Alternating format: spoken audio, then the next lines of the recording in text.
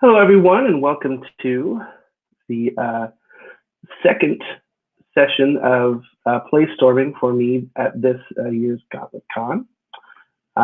This time we're doing these a little bit differently because we have a much more pared down foundation or seed for this go at Playstorming. So last round we had already kind of scaffolding for a game, and we were trying to flesh it out a bit more. For this session, we have one singular theme or concept, and we're going to try to wrestle a game out of that concept and try to make something interesting with that. So I like to get introductions out on the table first, so we can kind of get a chance to get to know everybody.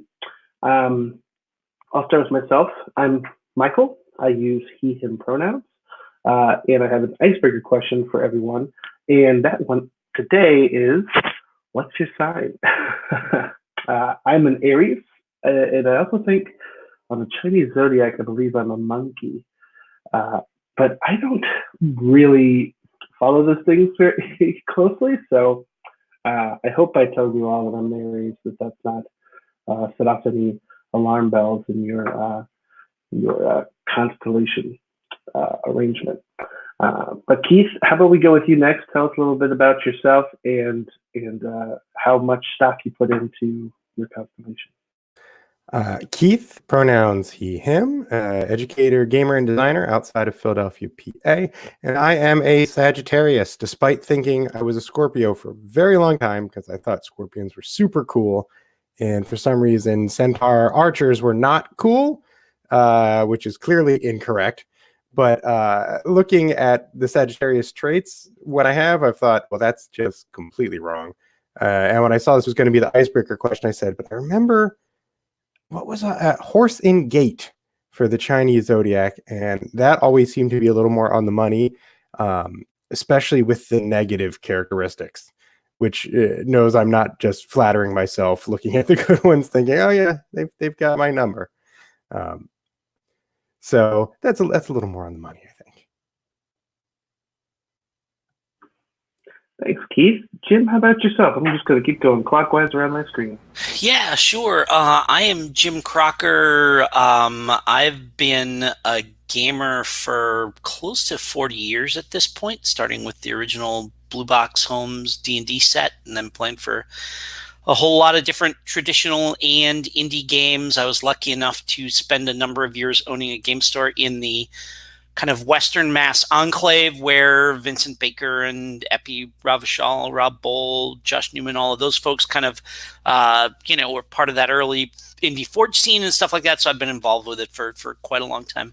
I don't think of myself as being any kind of a game designer. That said, I run 3 or 4 games a week and have been, designing scenarios and, kind of hacking rules a little bit and stuff like that for, a couple of decades now. So I guess that puts me, certainly design adjacent, if not, in the thick of designing full games or anything like that.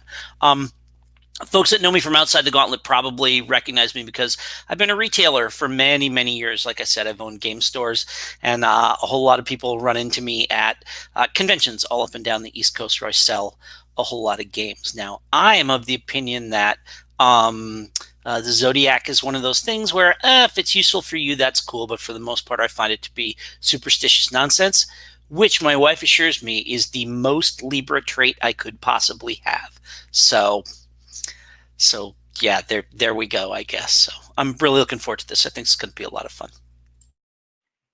Thanks, Jim. Glad to have your perspective with us today. Zach, how about yourself? I don't think we've had a chance to play together before. No, it's actually, this Gauntlet Con is the first time I've ever played online, like fully online. Before I played like partially analog, like I was the only person online and my normal group was together in one room. Anyhow, I'm Zach Thompson, though that's not my real name, that's a pseudonym I use online usually. I'm from Poland. I got into role-playing, tabletop role-playing, I believe three years ago, roughly. And since then I've started a small club, an official club in my city, where we test out different indie games, power through them, check them out. We played a lot of PBTA. We've recently concluded our second campaign of Prime Adventures. In general, we're trying to hit a lot of different games and see different designs. That's why I got into it. I'm interested in game design in general, and that's why I'm here. When it comes to Zodiac, I'm a Scorpio, and I don't care about it at all unless I stumble on Facebook on some smug line saying, "Oh, Scorpios are awesome and badass and cool." And I'm like, yeah, I am. Thank you. Well, Zach, I'm happy to have you. And Primetime Adventures is one of those, what's the term? Great white buffaloes for me, I guess. Always wanted to try that one out. Very cool. Yeah, thank you all for letting everyone know a little bit more about you. I appreciate that. For our game today, I want to talk a little bit about the concept of playstorming before we move on. Playstorming is kind of usually this is a form of like dynamic playtesting, right? Where a designer brings an idea for a game and then actively adapts the game's design with player feedback. But today we're kind of more like jamming together, right? It's like imagine like a bunch of folks like hanging out in the studio, like with their instruments, trying to kind of find a sound. That's kind of what we're doing today. Instead of just brainstorming though, which is a lot of fun, and I'm sure I would love to just have a chat with you folks over like coffee or beer and just like talk about games. We're actually going a step further and actually trying to play the game and figure out the rules as we go along. One way, shorthand as you described this, is collaborative Calvin ball. Okay, where Calvin ball is like a ball game where you just make up the rules as you go along. No, that's second base. No, that's eighth base. You know, you have to go around the tree twice and then touch your nose before you actually are out. So that sort of thing. Just a note on ownership real quick, just so everyone kind of is on the same page there. Basically, we all have like equal ownership of the game ideas that we come up with today. So like at the end of the day, if any one of us made a game out of whatever we come up with today, that's totally cool. No hurt feelings on anyone's part. It'd be nice if you like gave a little credit to the people who were here today who helped with that. But yeah, that's mostly for politeness sake. But as far as the aim goes, by the end of this exercise, I don't believe we're going to have a full game, so to speak. We'll probably have the bones for an interesting game and a fun story to tell about it. Just as a heads up, we're going to be taking a long, about 15-minute break, at least, about an hour and 45 minutes in. I'm intending to end at least 15 minutes before the end of the time slot here, just to make sure that everybody has that full hour break that's coded in for me at noon. So I want to make sure that we respect everyone's time there. I do want to talk a little bit about tone. Because of our very broad kind of, or maybe lack of description with that theme, it's hard to kind of know what kind of a tone a game like this could take. We could look to the literature that inspired it and try to emulate its tone, or we could kind of do something else, especially if everyone's not super familiar with the tone of the book. I personally haven't read the book. I've been listening to a podcast where the narrator is sort of adapting that book to a more modern tone, so I can relate to what he shared. But I kind of want to hear from each of you about a tone you'd be interested in exploring for today's game, and hopefully we can find a compromise, a middle ground that everyone's happy with. Keith, tell me a little bit about a tone you'd like to explore for today's session. Can I turn it around and ask you a question first? Absolutely. I'm wondering what drew you to this particular media for Playstorming? That's a great question. What hooked you? So, one of the most sought after games of the PlayStation 1 era was this game called Suikoden. And that is a Japanese tactical strategy role-playing game inspired by this concept of 108 stars. I never played it. It cost like $120 to find like a disc version of this PlayStation 1 game. And I was always kind of intimidated by this concept, like 108 characters. Like, I could hardly keep track of all the characters' names in Final Fantasy VII, you know? Like, so, but you know, I was just hearing this idea that this is a novel that has 108 protagonists, and that like kind of blew my mind. And I was thinking, like, is this something that a role-playing game could support? Could a role-playing game support a cast of 108 protagonists? What would that look like? And when I didn't have an answer, I was like, maybe I should try to find out.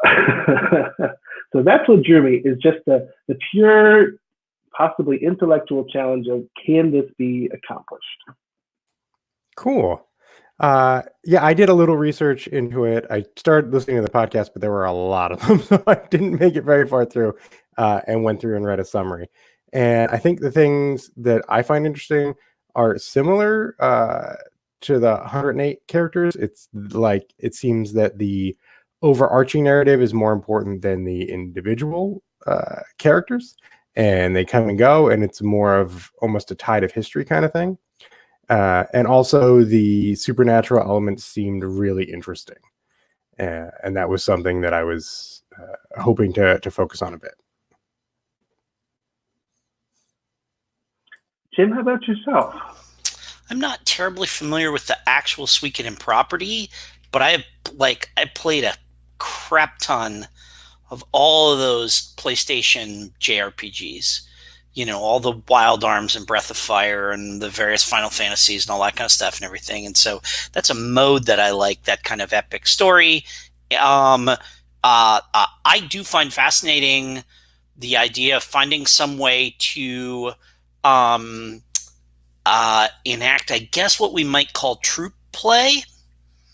Something like you'd get out of like Ars Magica, or even like a Band of Blades or something like that.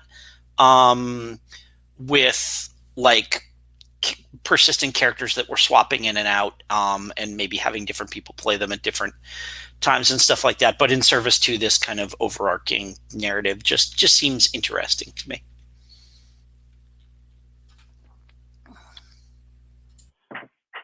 I can feel that too. Zach, yeah, any further input on what excited you about the premise, or also a tone that you might like to see explored with this sort of idea? Well, I don't believe I have much to add here. I was drawn here by this like unprecedented scope for an RPG, like massive cast, probably very, as mentioned here by others, epic story at its core, and I think it could be really, really amazing. And I think the kind of tone we would have here is like epic, you know, bit melodramatic, big emotions, massive events sweeping the country and the world, maybe even mythological sort of. I think that could be really, really cool. Yeah, so it sounds like for tone, we're going for something a little bit heightened, a little bit epic. Scales can be maybe kind of high, but also those the low scale moments are going to even be very dramatic and full of emotion, to sort of elevate them to a higher state. I can work with all that, and I hope that will enable us to keep the keel even throughout all that. So we'll keep that in mind. Excellent. So for the next, I also want to talk real quick about safety tools, because again, we have sort of a brief description of a premise. We don't have a lot of foresight into what sort of subject matter we're necessarily going to come across today. And through play, we may find ourselves coming to an uncomfortable situation that makes us kind of start having less fun because of the uncomfortable subject matter that's coming up that we maybe couldn't necessarily anticipate. So just like this conversation we're having about design, just like the design of this game is going to be malleable, I want our story to be just as valuable as well, because I want this to be something that everyone can enjoy. So I want everyone to enjoy the design process, and I want everyone to enjoy the storytelling process. And safety tools are going to be a way that we're going to moderate that discussion. And I think that they can kind of come into play both in our collaborative design process and our storytelling process. So the major one I want to talk about today is script change. Script change is a set of tools by Bo Sheldon that have functions that I like to use, like a VCR remote, as kind of a way to illustrate them. There's three primary functions that are really useful, and I like them because it just uses natural language. The first one I would talk about is pause.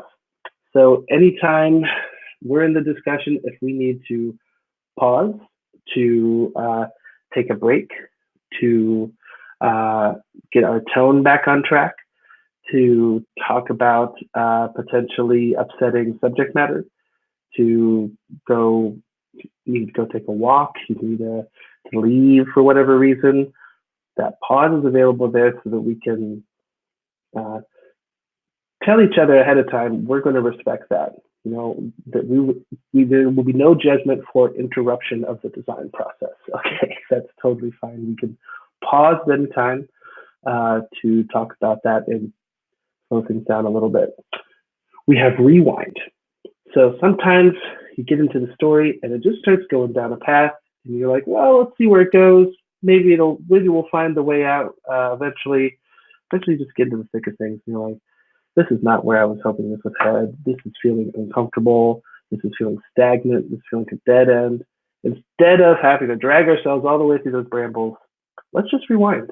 Let's go back to that fork in the road and think about how we could have approached the situation differently. And we can use that metaphorically when we come to our design process too. Now, I believe that everyone here is going to be equally sharing in that design load, that no one will feel as if my design idea is king and don't question my ideas. That's not going to work here in a Playstorming environment. So don't feel too bad if someone wants to rewind your idea and try a different way. That's totally okay, because that just means we get to explore two perspectives, two ideas at tackling the same problem, two different approaches, and that could only make our design stronger. So we can rewind both design ideas and storytelling elements. And then we have fast forward. So if there's a part of the story that we think we want to skip through, either because it's a story element that we're okay with being part of the narrative today, but we don't want to explore it on screen in graphic detail, we'll kind of just cut forward to later on in the day. If we're going from place A to place B and we aren't necessarily interested in the journey, let's just smash cut from A to B and get on with things. And that can happen with our design as well. We can say, you know, I bet that we need some kind of mechanic for this issue, but I want to come back to that later. Let's just kind of fast forward and skip through that and put that on the shelf and put a pin in that, because we have more interesting things to tackle. Pause, fast forward, rewind. Any other questions about these things before we move on? No. No? Okay, awesome to hear. So the next important thing to figure out here are roles.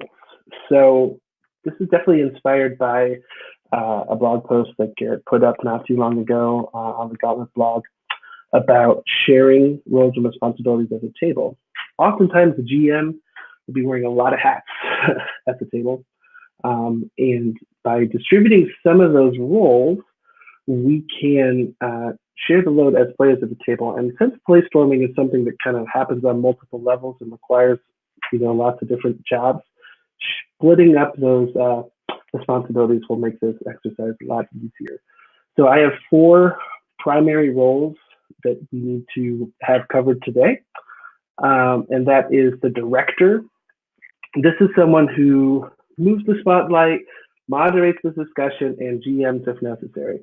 I say if necessary because we don't even know if this is a GM's game or a GM's game at this point or not. So that role is so important to have, though, regardless of if we have a GM today.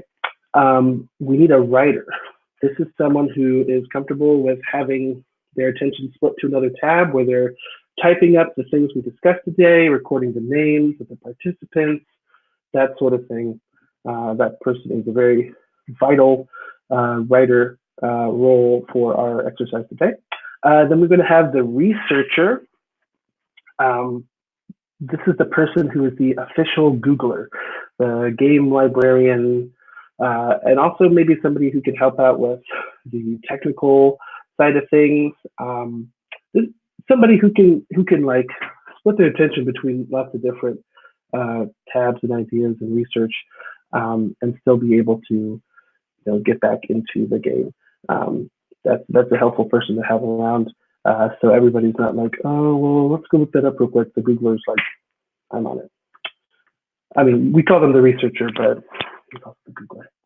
And then finally, I want to have a producer on play. I want that to be a person who's different from the director.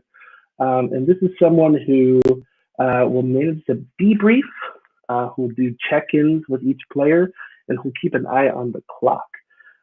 So this is someone who's going to be trying to keep an eye on how people seem to be experiencing this activity, making sure if there's anyone that looks like they're maybe feeling snubbed in any way, or reading their body language or their tone to see if they're still having a good time, maybe checking in with people individually. And then at the end is managing that discussion of like, did y'all have fun?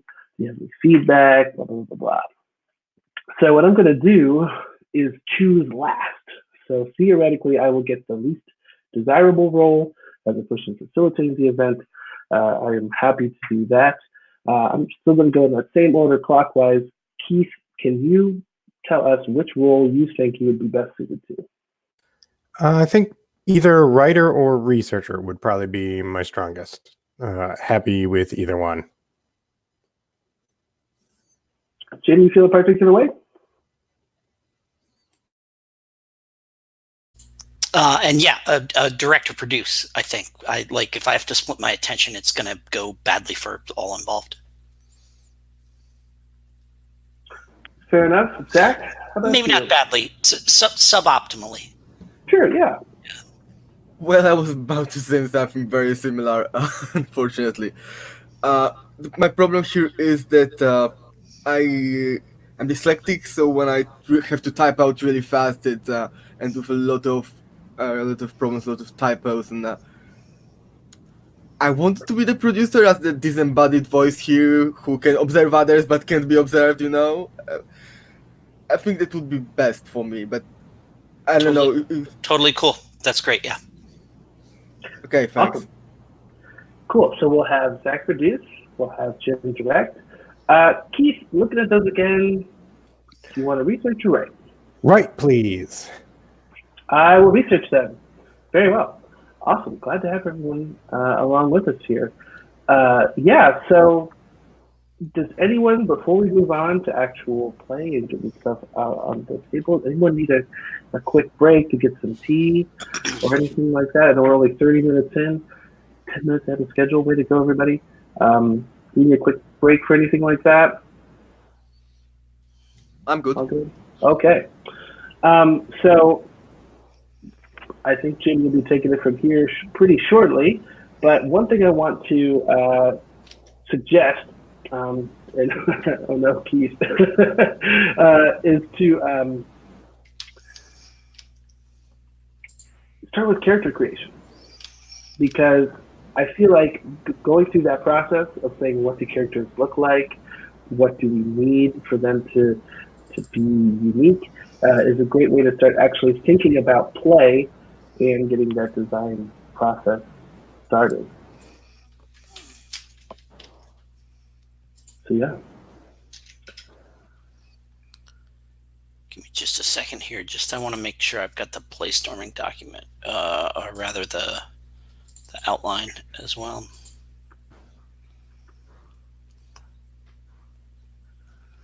Mm-hmm. So we're starting with building characters. I mean, is this going to be?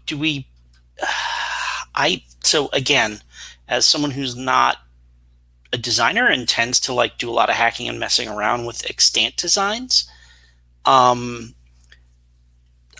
guess so Michael, you gathered us all together to do this. Did you have something in mind so I guess it seems to me the first question is like, do we want like a big stable of characters that we start with right out of the gate? Or is this a thing where, like when you're playing Suikoden, you start with just a small group of characters, and as you meet them later in the game, you're unlocking them, and then they're becoming available? So is this like a Dungeon World funnel process where we're each creating half a dozen characters, and like out of the gate we're going to have a bunch of them? Or is it that kind of fractal expansion of the cast of characters that you get in one of the JRPGs? So I was intending to keep it pretty open, but there were just a couple of things I've been like, just couldn't help myself but brainstorm about, in the preceding weeks. A couple of things that came to mind were, this might not necessarily evolve into a full game, but it could be something like a campaign framework. This is a way that people could run another system. And another thing that kind of came to my mind was this idea of constellations, which was like, maybe you have a chunk of characters that contribute to the 108, and those are organized under something called a constellation. I don't know what that would mean or would function as, but those I are love some the of the things I was thinking. Love the phrase constellation, because like they're the 108 stars, right? And there was some from heaven and some from earth, I think, and that might make it way easier to manage a big cast. Yeah, it's evocative and also gives us suggestion of design. Like, we are grouping them in these constellations. They are connected within certain pattern or fragment of the plot or the world, certain focus. That could be really good. Like, when it comes to the design problem, I think a funnel would be a bit of a design cop-out for us, because we have already a word for this in RPG design. Like, that's done. Yeah. So except I think but like the very first like, this is not though a thing where we're going to create a bunch of characters and then winnow them down. We're going to have a bunch of characters who then go on as a bunch of characters. But when I say funnel, I mean like when you play a DCC funnel, you start with half a dozen, like whatever, 4, 5, 6 characters, but then you play and they get winnowed down. But I guess it was more, are we going to start with 4, 5, 6 characters available to us, and then this evening I pick this one out of the 6 that are my, that are the ones that are available, or like I said, or are we each going to start with some kind of character autonomy that then, whatever, you level up, you add another character, you level up, you add another character, or how is that going to work? I see. I misunderstood you here. Nonetheless, I believe that, at least in my opinion, more interesting would be if we don't clog ourselves up with a lot of characters at the beginning, but rather focus on creating a procedure that will allow us to understand when can we add new characters, what do we need to add the character, so they contribute to the story and they can be easily recalled later if someone says, oh yeah, this scene could totally use this guy and this guy and this gal. Totally. So I think it's more important to focus on that. Whether or not we create a bunch of them at the beginning or just one per person or whatever, that can be figured out later. But now I would say, what do we need to create character? I thought myself about like a set of simple tags, like here is a visual tag, here is a personality tag, here is a kind of ability tag, like what they are good at, what they contribute in this kind of story. Like if it's like a military story of great war, people and gods or something like that, then that is the kind of thing would be in their ability tags. And we have like 4 or 5 tags per character describing them, so we get the feel for the character and their role in this kind of story. And we can just whip something up like that at moment's notice. Yeah, I think if we want to have a big cast, we definitely need them to be very lightweight and easy to use. I think I am probably leaning towards starting with a few to limit the cognitive load, but I don't think I'd want that few to be one, because I think as a player, I would then be really invested in the one and have trouble playing different characters. It seems like almost like I know that Suikoden is the model that kind of this jumps out of, but it almost feels more like a tactics game, like an Ogre Tactics or a Final Fantasy Tactics or something like that, where you've got that stable and they're kind of coming out as a group, and so you're and they do have individual storylines that are part of the kind of that larger meta plot, but that you're like our attachment to any given individual character is significantly reduced because at any time we may be controlling or playing any one of them. Is that the kind of thing you had in mind? Yeah, I think that's vibing with what I'm thinking too. How about you, Zach? Yeah, I think that's about right. Like we begin with certain set of characters, but more and more of them will arrive during the game, and some of the ones that we start with will die, and some of them that we gather along the way will die, and get lost in some other way. Yeah, I think that's about it. Yeah. Cool. One thing I was hoping to touch on real quick, Jim, was sort of the idea of the water margin is that these characters, they sort of form this like Robin Hood-esque group of bandits. And I don't know if we necessarily want to say that our game takes place in China or some fictional mythic version of China, if we want to say that our 108 characters will be bandits who are building up some sort of a stronghold, if we're building towards that, or if we want to divulge ourselves or whatever from that setting and say we're just trying to achieve a great destiny or something. I mean, I guess the other thing that my understanding of it is that this is a thing where like some forces come down and imbued these 108 people, and then is it a thing where there's like, I mean, is the first part of the game where I guess part of the question is, do we start with this band already formed, or is part of the fun getting them together? Going to different places to see, here's where this star fell and made a hero, and we have to gather them up into our band and as we go along. Yeah, how much of that is interesting? That is really cool. Like we could start like this core band from like this one village or whatever where the star fell, and some of these people were chosen and they're aware of their destiny or whatever, and they go out there to recruit others and try to like fulfill this destiny the way they believe is right. Like maybe some other groups of them formed among different interpretation of this destiny that they were given, and there will be conflict there.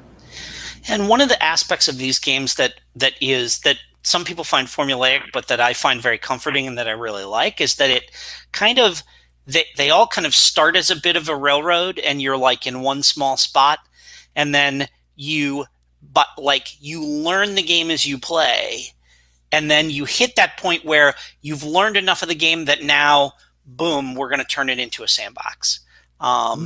And I wonder whether that is something like how is that part of the thing that we want to, or am I getting ahead of just building our starting our starting state, game state?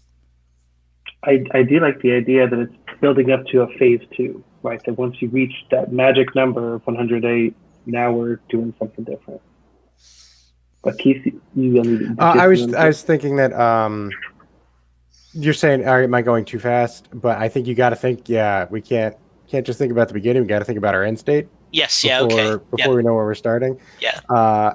And the little bit I know about the story, it does seem like they really became noticed when the officials were like, hey, these guys are doing stuff we don't like, which maybe is when you reach that critical mass. And until then, it's the wandering the countryside and where are these stars and getting to know them and introducing them so it isn't all at once. Like, step 1, create 108 characters. Yeah, for sure. I think it also gives us like a convenient act one for the story. Like they're aware of the quest, quote unquote. They gather themselves together, and then they hit the critical mass of all the important characters wanted are introduced. The big conflict arrives, and the real conflict act two begins, and the ball starts rolling for real. That's great. Yeah, I'm a big fan of games that teach you how to play by playing them and introducing stuff as you go along. So That'd be very cool if we could incorporate that into a role-playing game. yeah, That's been something I've been thinking about for a while, because like so many role-playing games, it's like, here's all the rules you need to know. Hope you remember them all. Good luck. And you see, like in board games and video games, way more like, first thing you will need to know is how to jump. That'll get you through this part, and then we'll show you more. Yeah, that would be fun tech to bring in. Yeah, or like a Metroidvania, whatever. It's like, here's how you jump, here's how you shoot. Okay, but now you can also like turn into a ball or drop a bomb, shoot a missile, and then you can. But you're comfortable enough with jumping and shooting now that that's not overwhelming.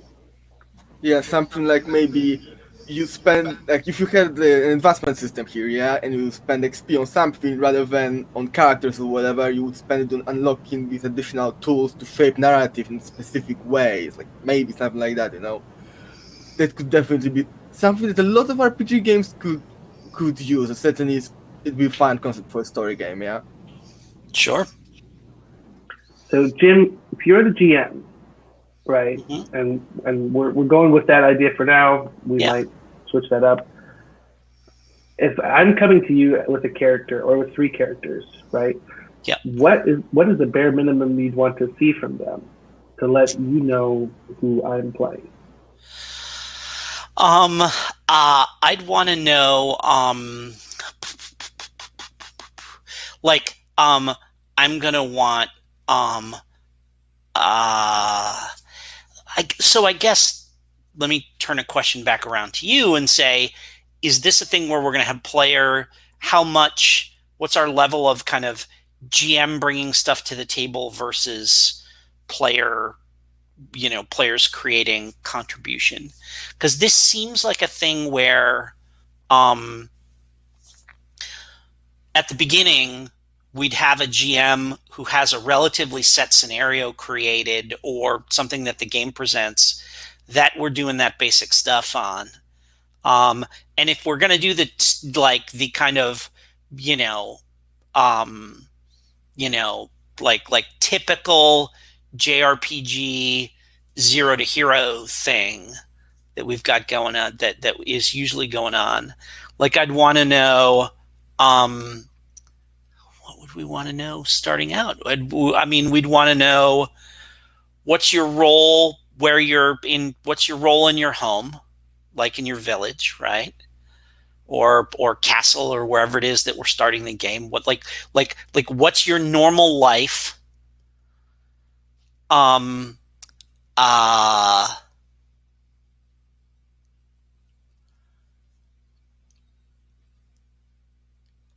what's your normal life? What do you do for your day job? And I think that we would have to have some kind of, and then the question is, do we want the player to bring the inciting incident that makes them an adventurer? Do we want them to bring that to the table, or do we want to have that to play that out? Like, do you need to come to the table and say, uh, during the day I'm a laborer, and the one thing that I can do better than most everyone and I'd want to know what's the one thing you're better at than most of the other people you know. I'm a laborer, so I'm stronger than most. I carry like bales of hay around all day. I cook better noodles than anyone I know. I am, I'm a better doctor. I'm whatever than most of the people I know. And that gives you something that like something that makes you, above, like what's the thing you're above average at? Because that's kind of all we know about a lot of these JRPG characters. And I think, in terms of a hook, especially if we're kind of starting in that, like we say, zero to hero thing, I think that's what we need to know, is how do you fit into the setting, and what is the reason that we're interested in you that makes you stand out from all the other people that are around you. Does that make sense? It does, although I personally thought that maybe what makes them special isn't like some normal skill, but rather something that was bestowed on them as they were granted, this special status, destiny thing, based on which we are trying to recruit them, yeah? So rather than what are you better at than most people rather what is that gift that you were granted as you became one of the stars, maybe. And so the mundane skills would be in your normal life, and that special thing like I'm really freaking strong thing would be from the star. What do you think? So don't have them tied together. So it's not that you're more quick-witted because you're the school teacher of the village. It's you're the school teacher, but you are strong because of the star or something like that. Could be one, could be the other. Like it could be that the stars amplify your skills, or I'm inspired by it. So you are the teacher, and so they amplify your quick-wittedness to the extraordinary level, or something like that. Or they could contrast with normal life. It's different possibilities. Yeah. I mean, the other thing that might be interesting is to have a little mini game that involves character creation, where you tell me that, and then okay, so we know about that. So let's take like a little 15-20 minute, do a little mini vignette and describe how you found this piece of the star, or how it came to you in a dream or whatever, and what does that unlock? Because like I think it's like I want to see that narratively happen, rather than, because even if that's a thing that, like, if we were playing a JRPG, would be the cut scene before the game starts, right? And we could even frame it that way. Like maybe the first thing you do with your character is, okay, let's do your cutscene. And it also underlines that mode that we're in. And like as a game master, that's interesting to me for your character. How do you frame it? Because if it's,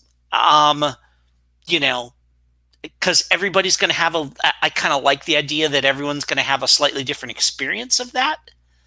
And that it's not always exactly the same. And some people are going to, maybe some people are going to wonder why they got chosen. Some people are going to be confident that the stars made the right choice. And that lets us start out with that. Because I really don't want to just start with they're super right off the bat. I want to see that transition, because that transition is what, seeing that transition sets them apart from, makes it clear that this is a thing that people had lives, then this thing happened, and not that they were like some kind of golden child from the womb. That's zero to hero that you're talking about. Right. I'd like to see a hint of their mundane life before we move on to their bandit life, because that makes it a little bit more exciting for me. Yeah. Go ahead. I would remark though that we cannot.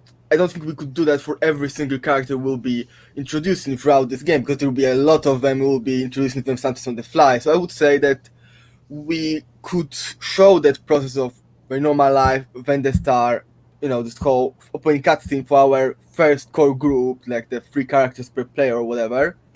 And then everyone gets the little tag that tells us what's their attitude towards being chosen. And if someone's introduced in the game and we know their attitude and we're really curious, hey, what was your life before that? How did you feel when you were chosen? We can play that out in like a flashback or whatever, or have it told, but don't have to for everyone. Sure.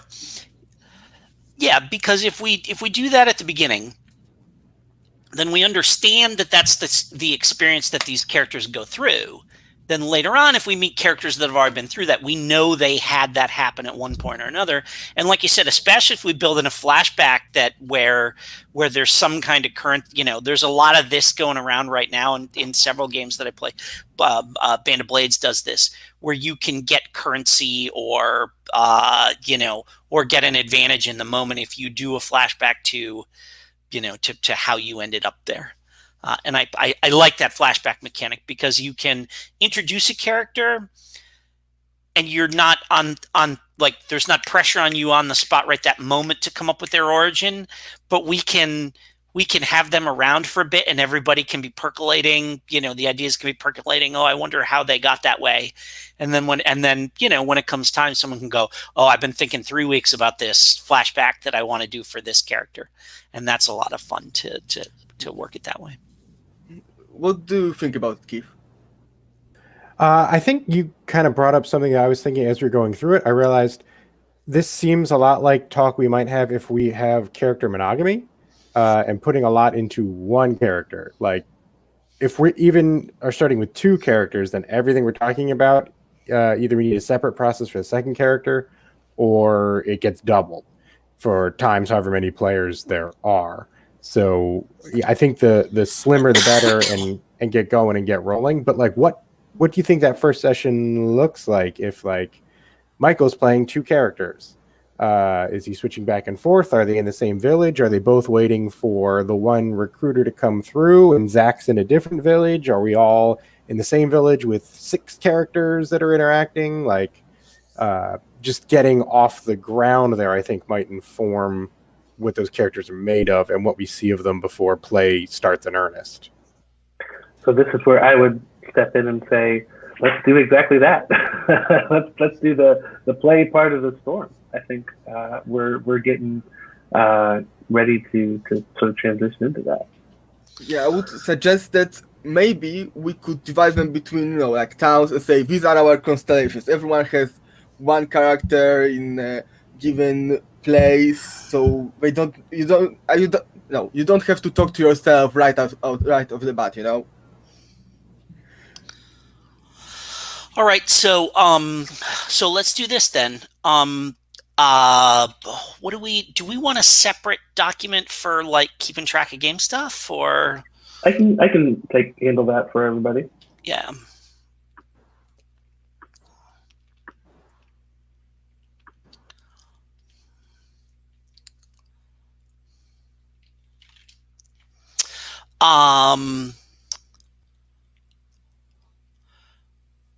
Michael, give me an adjective that might describe a geographical feature or a piece of landscape or something like that.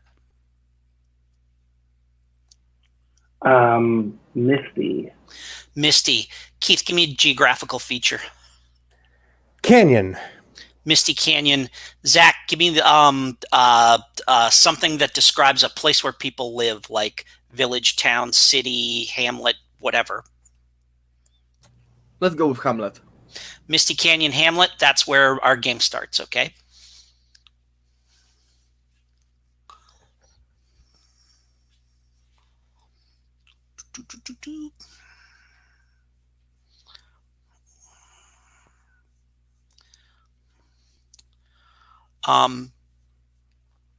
So we're in Misty Canyon, Hamlet.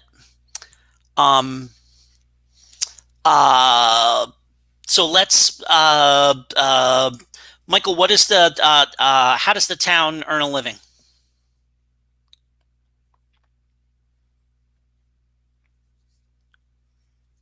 It takes a toll from anyone who wants to cross our bridge across the canyon. Well, I like that. That's really cool. Excellent. Okay. Keith, what is the thing that the town is constantly is regularly worried that they don't have enough of? I think given the geographical features, there's not good farmland, so they have to use the toll to buy food, and there's always a little worry that the books won't balance. Got it. Okay. Okay. I like that. That's really cool. Zach, So we've got that. We've got the toll. We're not necessarily worried about the books are balancing. Zach, what's the thing we have a lot of that that is abundant? What is abundant? Well, I would say iron. We have a lot of iron ore here. Yeah, sure. Okay. So and probably and the attendant things that go along with that, perhaps blacksmiths and easy access to like tools and stuff like that and everything. Yep. So, cool. Okay. So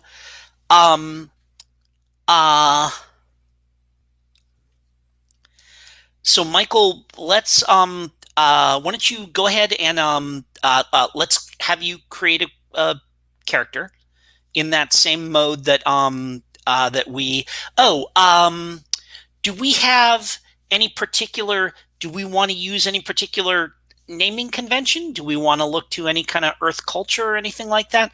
And I'm just going to put that out to everybody.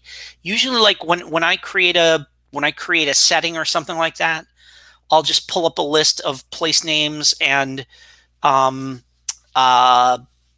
know, and names for people from a culture. I'll go like Indonesian names and place names, or you know, Mexican names and place names.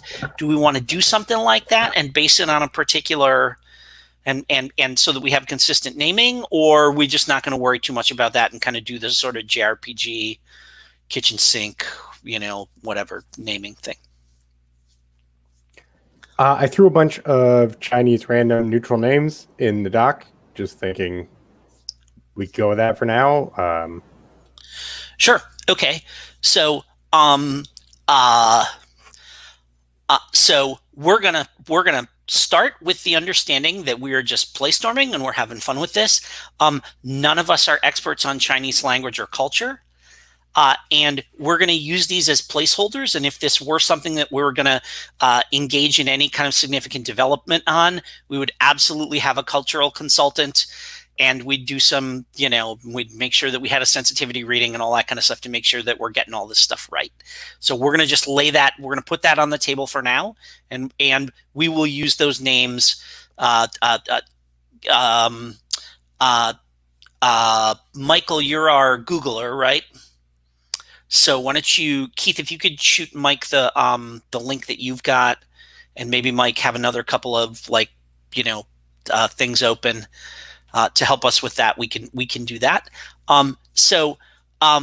Michael, let's start with you. Why don't you? And I think what we said is, go ahead and give a name to a character in our village here. Tell us what job they have, and what are they good enough at that you know, magical energy coming down from the stars might notice that they are better at it than most of the other people in this village. And it's like what is that, what is, you know, what is their spark of greatness that draws the star to them? Great phrasing, thank you.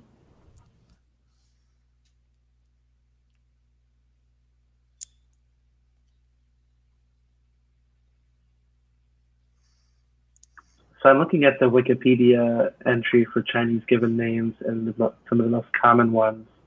And with the names, they also have meanings behind them.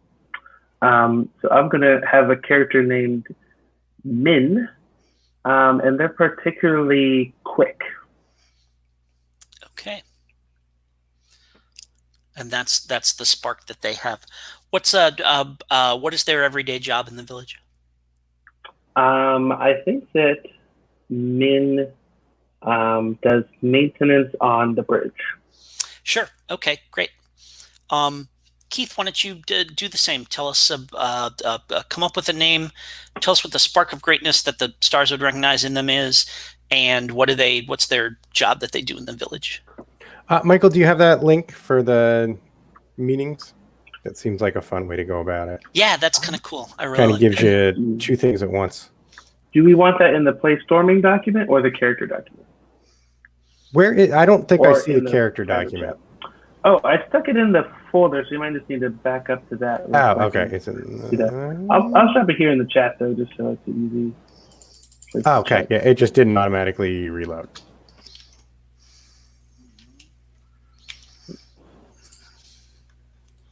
I'll look up some Chinese place names.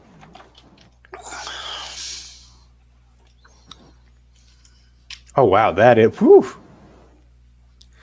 I'm gonna go with Tau, which means large wave. So I think Tau is a fisherman on the river that comes through the canyon. It is a very dangerous river, and he is what's the word I'm looking for? Like, he can persevere. He's stout. Somebody help me out with this adjective. So, You can just continue through. Hey, Googler. Like give us stoic, a synonym. you thinking? Stoic Or works. like, Yeah, let's go stoic. you said Tao was their name? Tau, T-A-O.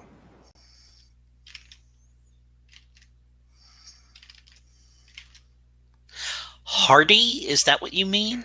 Hardy's even better, I think. Okay. Hardy. So Zach, give us a name, a spark, and that person's job. All right, let's go with ping, which means peaceful or tranquil. And I think let's say it's a woman. She is she's the blacksmith's assistant. Sure. Yeah, apprentice. Yeah. Okay. That's great. Yeah. And what's her spark of greatness? So, give me a moment. Sure. To think about this. Sorry, Keith. What spark did you give your character? Hardy. Hardy. I think I'll make this character quick-witted. Okay. And this is also the thing I think where we want to keep in mind that like you're good at doing something can also be like you have a professional skill or something like that you're quite adept at could also be something that we could. It doesn't necessarily need to be like fast, smart. Like it doesn't need to be like a D&D like attribute score, right? So okay, but that's cool. So quick-witted. All right. Then to step out for a sec, is it interesting to all of you to have the challenges that we're going to face as we expand here to be some kind of to kind of explicitly from the jump clearly be some kind of dark mirror of what's going on with the stars, right? So like the stars are drawn here perhaps because there is something that they know has to be dealt with in the area, or do they choose you randomly, you deal with something that happens like something unrelated that then unlocks and we move out into the world. Now, the argument could be made that it's a little too on the nose, like right from the jump to tie it in, but it also does mean that, okay, we've got a little, clearly this is related, but we've got a little piece of this mystery that we're going to unlock as we kind of move out into the world and like find more pieces of it. And we're like learning a little bit about the, our stars as we learn about the, whatever, like the dark stars or something like that. Yeah, I feel it, and I think it's better introduction and maybe a bit foreshadowing if we introduce that force, that darker force that's drawn to the stars, as at the beginning. So the star Sure. lands us there. It grants us these gifts, and the other less pleasant forces that look for them show up, want to make a big mess, and we have to stop them. Yeah. Okay. So Keith, does that appeal to you? What's your thought on that? Yeah, I think I could see it working either way, but I think let's pick that way and go. And then if we're like, oh wait, that was nope. And how about you, Mike? How do you feel about that? Whatever you need to get your own creative spark for like a cool challenge for people to face to Sure. test themselves, I'm cool with giving it a shot. Got it. Okay, great. So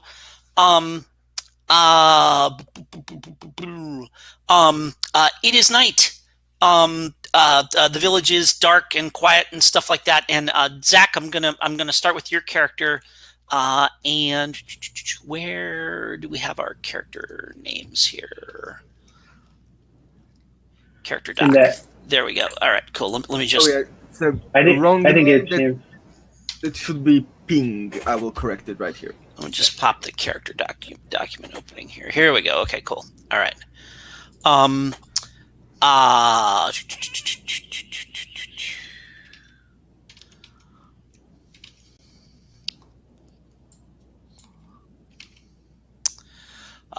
So Zach, let's start with ping. It's night. We see you asleep. Perhaps in the in the loft over the blacksmith shop or something like that. Sure. And and there's the little the bubbles coming out of your mouth and whatever, the little Z to indicate you're dreaming, and kind of the and so we sort of pan up to I just want to real quick, a little little quick. Like I said, this is just a very fast cutscene. This is something that if we were playing the game, we would just kind of be clicking through the dialogue options and not necessarily have being saying anything. Maybe there's a tiny and not even any movement or walking through or anything. I'm gonna let you tell us what Ping has the dream. Where she encounters the star, and it unlocks whatever that potential that she has in her, but she experiences this as a dream. And just a little quick, couple of minutes to describe where she is, what the star looks like to her, and what the experience of touching it or having it enter her or whatever, what that kind of looks like on screen to anybody that's playing our game as we're going here. Sure. So I think she's dreaming of walking through a dark forest, and suddenly there's this big light in the sky, and she sees it crash into the earth. She runs after it. When she finds it, she goes down to this crater and grabs it with her hands and starts, despite the fact that it's burning her, and it's electricity going through her body. She starts molding it with her hands like a meteorite, and then she wakes up all in cold sweat. And what is the sign? What is the mark on her now that indicates that she's got a piece of the star inside her? And it can be something that's obvious when people look at you or not, your choice. Right, you have to give me a moment. Yeah, sure. So you know what? We'll go ahead and think about that, and we'll roll around. I'm gonna go up to Mike. Sure. And tell us about it's night. Min is dreaming. Tell us about her experience of encountering this piece of the star that's going to be in her after she wakes up. So I think that Min has this recurring dream of being in a basket that's floating down this river, and it usually turns into a nightmare where she feels like she can't kind of control the flow of the river, and she's stuck in the basket and she's spinning and spinning. And she comes to this waterfall, and she's like, here it goes again, I'm about to wake up. And she finds herself floating out over the like instead of going straight down, she just starts kind of floating out into Yeah, in the air, sure, in space, yeah. yeah, and then this like star kind of just like appears like from thin air and sort of glows, and she reaches out and grabs it. Yeah.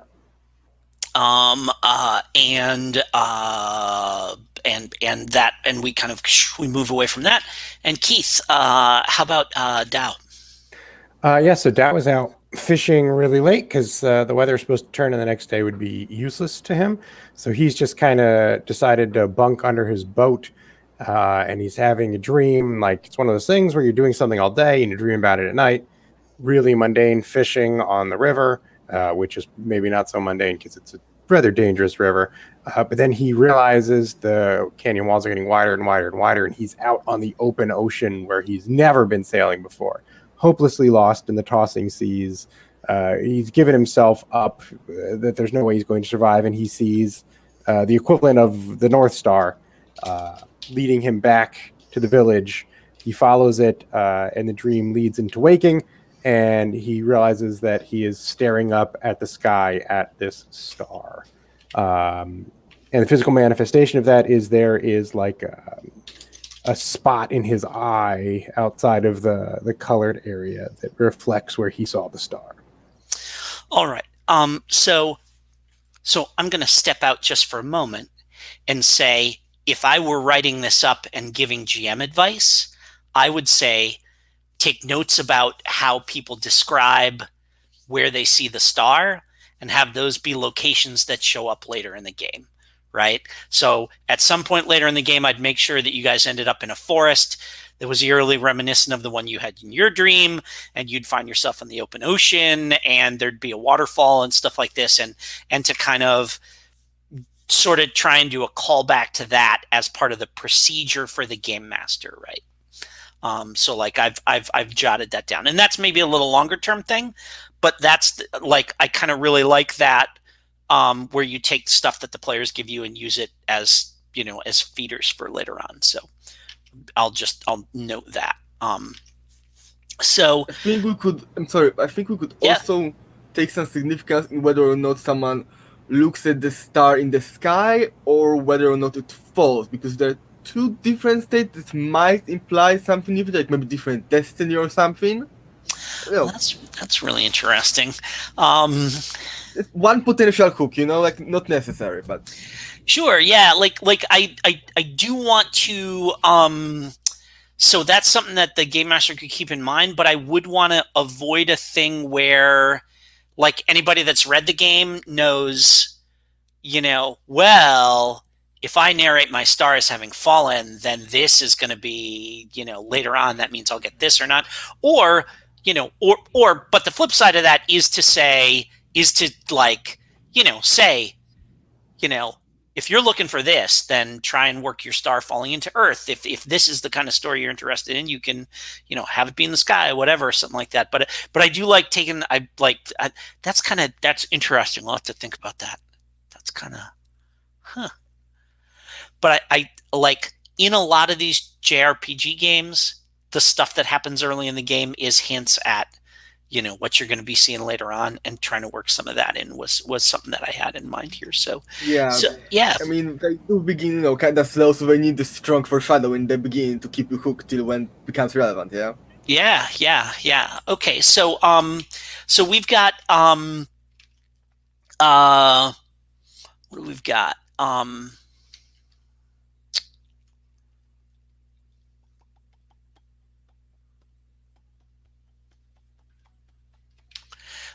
So each of you has these dreams on the same night, and you experience that, and we kind of go morning of the next day. Zach, you've had a second to think about it. When King wakes up thinking that it was just a dream, what does she see that she realizes there's something has actually changed? Yeah, I think her hands, like almost up to the elbows, are now red, like mild burns. Yeah. Okay. All right. Michael, how about Min? What is the mark that? How has the stars left their mark on her? So Min keeps trying to like pull her hair up and keep it like tied away, but she keeps finding throughout the day that like it keeps seeming to get loose and flow out. And even though it's a very still wind, you can see her hair is kind of just gently flowing on itself. It's very anime. That's great. Keith, how about Tao? He's got the spot in his eye from where he saw the star, but I'm not sure how he is experiencing that. I think maybe it's he never really feels like he stopped seeing it. Like one of those where you close your eyes, but it's not dark. Oh yeah, sure. You Like still that see the light. little kind of tracer or whatever, like little afterburn kind of burned into his retina. Sure. So each of you wakes in the morning and you feel something about that dream you had. You feel restless and you feel like drawn to the bridge, and kind of as the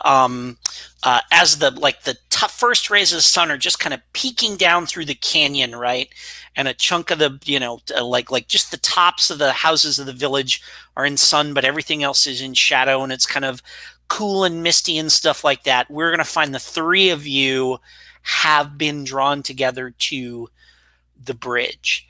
This is where I want to take a moment and actually like get a picture to see what you all look like, because we've maybe seen little bits and pieces and stuff like this of this, but this is the thing in the game where it's like one of you walks up and then the other walks up and then the third walks up, and so let me start. Let's start with Dao.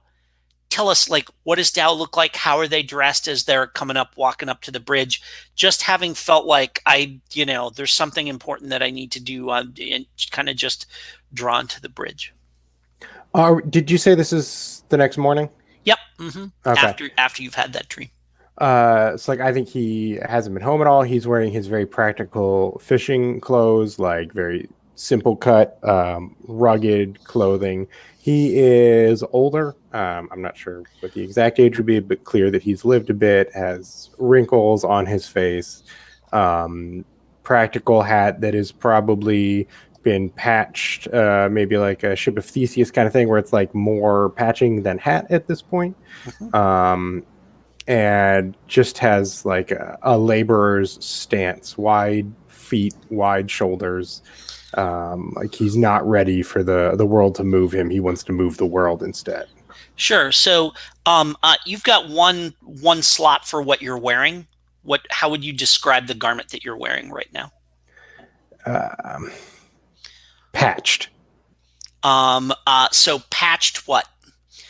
Patched overcoat, patched rain slicker, patched apron. What is here? Let's go with the pants.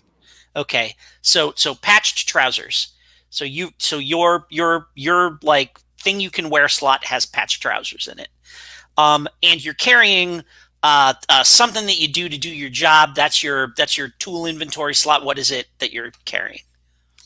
And give it a similar adjective that indicates a similar, state of something that like just someone from the village would carry around. Give it an adjective and a noun. Let's go with homemade fishing rod. There we go. Okay, so you've got a homemade fishing rod and patched trousers, and we see you come walking up, and Michael, tell us what Min looks like, and I'm going to ask you that same question. You've got a garment slot that has adjective noun to indicate something that just someone from the village would have, and an object slot, like a tool slot that is adjective noun. Yeah, I think she's wearing some like orange overalls, mm-hmm. Like a dark orange, not like a fluorescent orange. Yeah, and her tool slot is a wrench. Okay, and is it a so what is the adjective that we describe your overalls with? Oh, homespun or hand-me-down or I'm going to go with sturdy. Sure. Okay. Okay, sturdy overalls. And what's the adjective for your wrench? Um,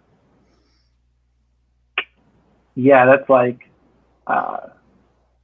it's like hand me down, but like not in a bad way. Tarnished, maybe.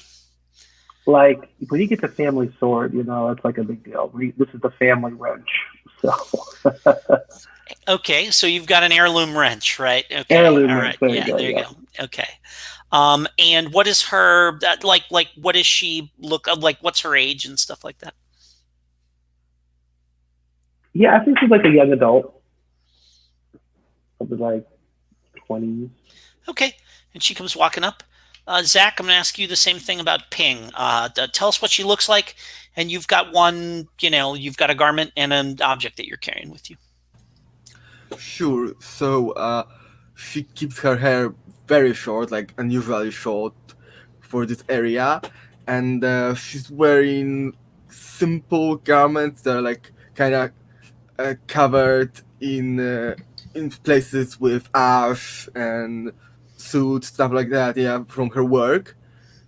She has a pin, like simple metal pin of a hammer in her clothes to show that yeah, she's one of the blacksmiths or works towards being a blacksmith. Yeah, she's carrying like this worn out, simple hammer she uses in her work. She's Okay. really proud of it. Yeah, sure. So simple blacksmith's hammer, and sooty garments. There we go. Okay. Um, so let's call that let's say sooty apron, because like a blacksmith's apron. Sure. Yeah, because I want it to be like a specific, like a specific garment that indicates what you do, like for your job, right? Yeah. So the three of you meet there, Right, and I have to interrupt you right there. I'm sorry, but I'll need a 5-minute break. oh, This is so problem. cool. So then let's do that. It's 10:25. Let's actually take 10, and we'll come back 10:35. How's that sound? Cool. All right.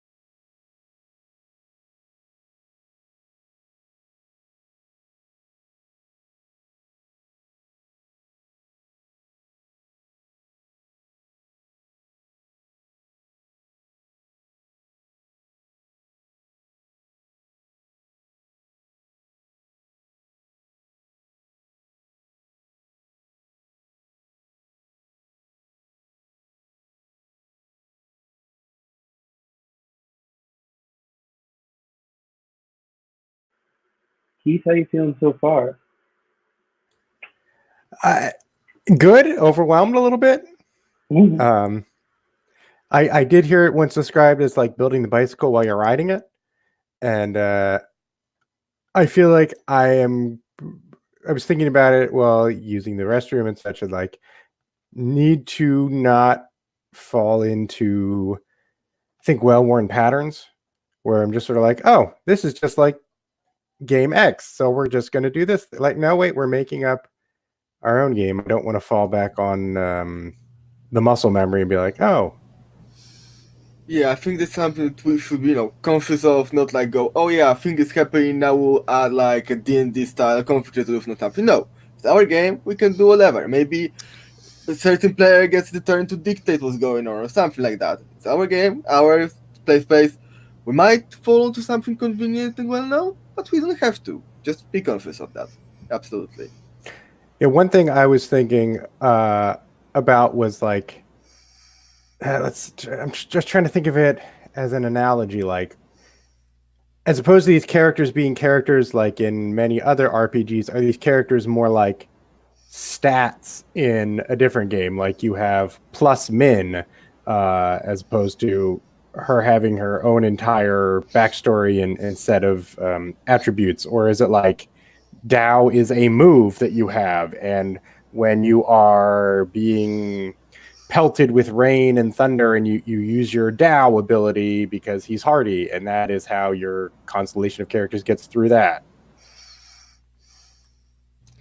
Yeah, more like tools we use to shape the narrative. Like, oh, in this situation, I can very effectively use this character to get this kind of result, yeah? Push the story in this kind of direction, yeah. Yeah, like that kind of thing. So here's the thing I realized apropos of nothing, and I don't know if we can do anything with this or not, but we're working with the number 108, right? That's 2 decks of cards with the jokers in. Yes! Oh, yes! Bring cards into this. Oh, yes. Yeah, that sounds awesome. Just saying that like I'm going 108. How does that break down? It's whatever. It's 6 times. I think it's 6 times 18, something like that, or whatever. But then I went, oh wait, so you cut it in half. It's 54, isn't it? Yeah, okay. And so that's a thing. And I was trying to think mechanically.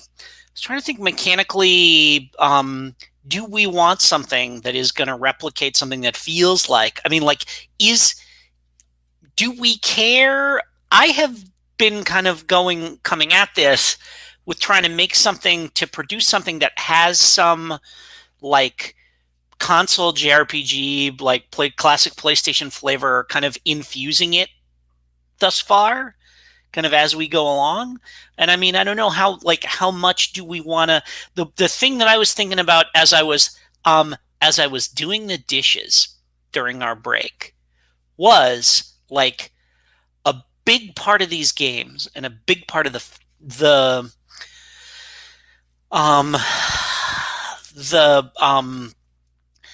satisfaction that you can derive from some of these games is actually grinding, is like going through dungeons, and and that can get a little frustrating sometimes. But like, you don't just cruise through a dungeon without you get into like 8 or 10 fights, and I turn this corner and we run into a monster and stuff like that. I mean, do we want that kind of kind of like and it's almost not even tactical, because it's whatever, fight, knock him down, and part of the fun of the game is, we just barely beat this monster, and then 4 levels later you're just flattening them like there's nothing. And how much of that do we want to include in this? I think we could break it into like 2 separate like experiences. One is off the grind, and one is of the leveling and be able to squash what you used to grind. And the latter, I think, could be done with kind of like power levels, like something like Heart of Wulin, but rather global, like tears in Blaze in the Dark, and other Forge Dark games. Yeah, we start at the bottom scale of or something like that. Sure, yes, yeah, scaling, something like that. I'm not sure if we want to replicate like grinding, like the grindy fights. This is something that always throws me, calls me away from JRPGs and generally like trad games, because we could be together creating cutscene after cutscene together and keep the story going, and that's why we often play JRPGs. Yeah, I think we could like maybe have the feel of the grind, like it's placed in the story and the experience by maybe montages of like our characters going through the tough times, fighting their way through the wilderness to get from point A to point B, and draw cards to inspire these montages. Like, okay, we've got this, and this. We take these prompts, describe the fights there, maybe some kind of something we get out of it, maybe, and move on. But I wouldn't necessarily zoom in entirely on these fights. Could get potentially quite tedious, and we already have this huge cast that we want still to preserve as human and important, and that could get lost in fights. So they take a lot of time. So it sounds like what we're interested in is like, I mean, the progression sounds like kind of like we've got a little bit of story to, and whatever, introduction and stuff like that. Then we have an adventure that advances the plot. We absolutely want to like have some kind of procedure for our boss fight. And then like I kind of like the idea of the montage of tell us one thing that happened like when you were going through the dungeon or something like that, and maybe we draw a couple of cards just to indicate like what resources got, like you say, like what resources got used versus did you get something that got that you got better at or something like that. And that's kind of that's interesting to me. And also to have some kind of replicate that feeling and there's a little bit of this in like classic D&D, but much more so in a JRPG of like, what do we get from this fight? What do we get from this fight? Oh, I got like a sword that's one better, like that, and like that's cool. And a way to do that and maybe build that into like the cards or and it seems to me that if we're going to use cards that would be that one really easy way to do that is to give the players either have the players have one deck or whatever, and the GM's got a deck and we just play war against each other, just and then mechanically, like the better you guys get, either like the more cards you can draw or you can like add cards that you draw together or something like that. And and tougher monsters will have, I put out 4 cards and with your cards you got to beat all 4 of them, and if not then there's well, we can beat these 2 but not these 2, and that means we knock it down by 2 but you guys take a hit or something like that. I don't know. This is just like this. The mechanics part of it is not something that I have any kind of I don't have any kind of probability math or anything like that, or statistics that I actually understand how all this would balance out or work. But that's just top of my head. It seems like the kind of like the way that these games balance characters and critters that you fight. Something like that seems like it would, and like. War is a grindy card game if you play all the way through it, but if we just do like a hand or 2 of it, it kind of hints at that grindiness without actually having it be, we're playing war for half an hour kind of thing. I don't know. I have a couple of ideas to throw out there. First, in regards to trying to leverage the video game, the lessons we learn from video games in a way to like make role-playing games cooler.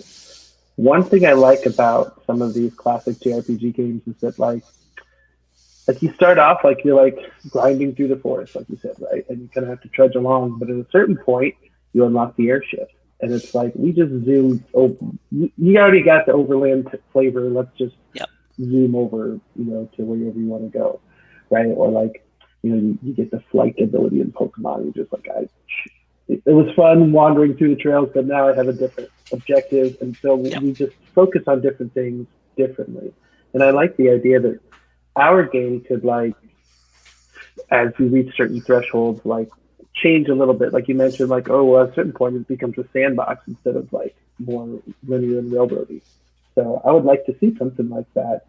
So maybe like the initial part of the game, there is that grinding experience, but just like anything else, that gets a little boring after a while.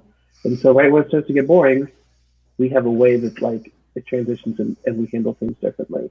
My other idea had to do with this concept of cards, which is really cool. I've been really enjoying playing this game on my phone called Star Tyrant or something like Space Tyrant, something like that. But it's basically like it's kind of like a blackjack kind of setup, but you have a deck building aspect where you have certain cards that affect the blackjack that you are playing against your opponent. So like you have modifiers, like, right? So like, well, you have a 11 and I have a 10, but I can use this +2 and now I beat you, right? But you can't go past a certain threshold. So what if we have these two decks of cards, and when you create a character, you draw a card. Now I always have a 5. Oh, right? that's really neat. Yeah, okay. And I write on the card Min, and I use that as my character sheet. And then we're playing blackjack, and like I could draw here, but I could use this 5 instead. And if you bust, well, consequences ensue, right? That's just a random idea. So the characters are like, can you explain that again? I feel like I almost got it. Yeah, so like in blackjack, well, I mean, I haven't played a lot, but like you're trying to beat the GM or the dealer, the general manager of the casino, and they lay out a card from the deck. Let's say they pull out like a jack. That means like it's 11 or whatever, right? And then so you're trying to beat their number when you draw cards. But if either of you pass a certain threshold, you bust. Whoever did that first. So you can hold though at a certain point, like say, I got 19 out of 21. That feels pretty good. And then they have to either beat that by getting a 20 or 21, or they fail. But you're just drawing blindly from the top of the deck to see what your total is adding up to. But you're saying that we would, like, once we meet a character, you get to keep that card instead of a blind draw. And maybe like you can only use it once, and then it gets shuffled in, and that's it. You get it back and fill certain points, and you're not always using your ace or whatever. But yeah, because if you had the most powerful character, you might spam that one. I really like that concept, and it like forefronts a particular character at a time, whereas like we have so many of them. But this battle was saved by Dow stepping forward at the key moment and using his spark to defeat whatever this challenge is. Yeah, I think that gets at a lot of the things that we've kind of been circling around. Zach, what were you thinking about? Well, I'm not entirely sure. Like, I'm not sure if the character the fiction wouldn't be completely lost here. But also it is the kind of mechanic we are using for abstracting this big fight. Yeah, so I'm kind of torn. I'd rather see like a boss fight done through finding out the weakness of the enemy and then exploiting it in a cool cinematic fashion, but also like a grindy battle won through this kind of drawing process when we only kind of hint at the character stuff happening could work. So I think we might need different levels of abstraction depending on what the kind of scene we want to zoom in on. So grinding, going through the forest, a battle, sure, drawing cards, battle with a boss fight where it's all big personalities and drama, we zoom in a bit more and we show the character and we show the fiction more. What do you think? Yeah, especially when we only have 1, 2, 3 characters, it's much easier to say what their individual actions are consecutively through the scene. But when you have like 30 characters in your constellation, it might just be nice to say, and then we get to fold. Oh, I remember this guy. He gives me a +6. You know, he was this one fisherman from the village. You know, I remember that. You know, it's kind of at that point it's easier to hold all those ideas in your head. Maybe. So yeah, I would suggest something like different levels of zoom in, where like there's this global level where we're using all of these characters, a bit like resources, and then there's the zoom in where we actually playing out, RPing the scenes with these characters and taking into consideration their personalities and leaning more on the fiction, and you know, kind of like what Legacy Life Among the Ruins does. Yeah, there's the faction level and there's the zoom in with the characters, and there's a bigger number of them, there's variety, and we can choose, okay, in this scene it makes sense that this one of my characters would be there. So let me ask you, Jim, looking at our script change tools here, do you want to take the story now, continue where we're at? Do you want to zoom or fast forward to a later point? What is interesting to you right now to explore? So I think that this is a thing where we can zoom forward to this is where you like three of you gathered together on the bridge, and we probably do a little bit of role playing where this is like, you know, the word balloons come out.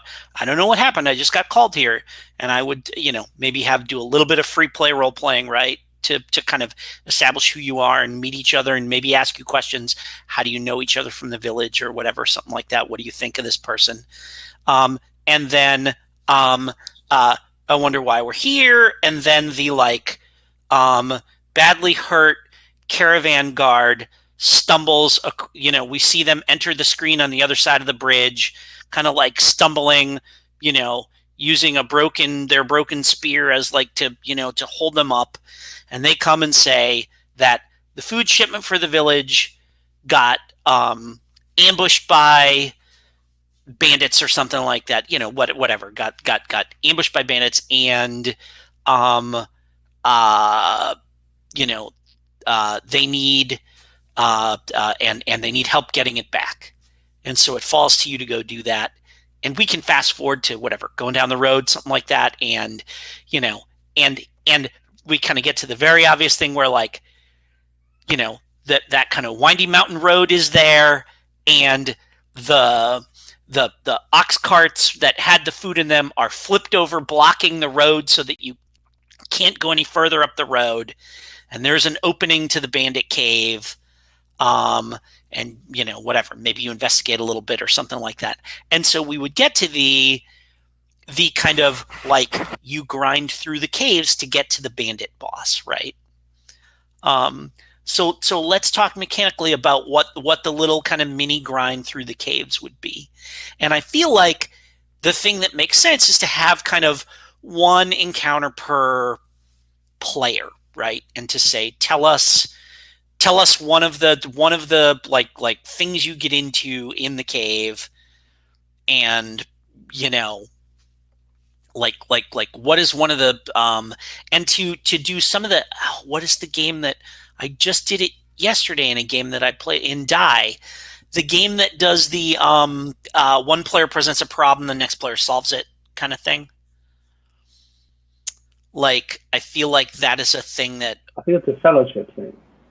Fellowship, yes, that is a fellowship thing. To say, like, what kind of critter or obstacle are you worried about? Are you worried about running into? And then the next person, how do you solve that? How do you solve that using your gear and your you know, and that thing you're good at, right? So I would say something like, oh no, we look up and we realize that these amorphous blobs that are like dangling from these stalactites in the cave, and they're dropping on us, and they're like slime monsters, right? Yeah. So then the next person in the row would say, well, here's how we take care of them, right? Yeah. And this is also a thing where I'd want to give an adjective that indicates that they are like the least worrisome version of whatever this critter is, right? And then give them, and like, so it's like another adjective noun thing where they're like, you know, tiny blobs, or like, you know, um, languid blobs or something like that. So that tying then, those adjectives to those tiers we talked about. So at the beginning, it's clear that we're fighting the weak stuff. The beginning of the RPG grind, killing rats. Then it's more formidable. Then it's more epic, so on and so forth. Yeah. Awesome. Exactly, and we can apply those, and we can kind of apply that around the board, and give us an understanding of how that works.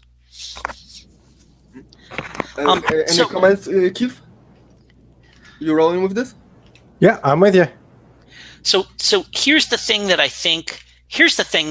first thing I think we want to do, which is let's have, and we now realize this is a thing that we wanted to do during character creation, which is we get our deck of cards, shuffle it up, and when we start, we're only going to have a single deck. By the time we have 108 characters, we can have 2 decks of cards with 2 different backs, right?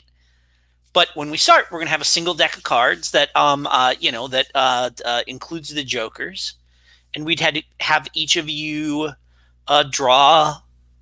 Just draw a card, right? Or maybe we leave the jokers out at the beginning or something like that. But there's no reason not to. We just have a full deck of cards, shuffle it up, and each of you would draw a card, and that would be the card that goes with your character, right? We've got a roll for your party now in the chat with access to cards. So let's see. Get some labels for us.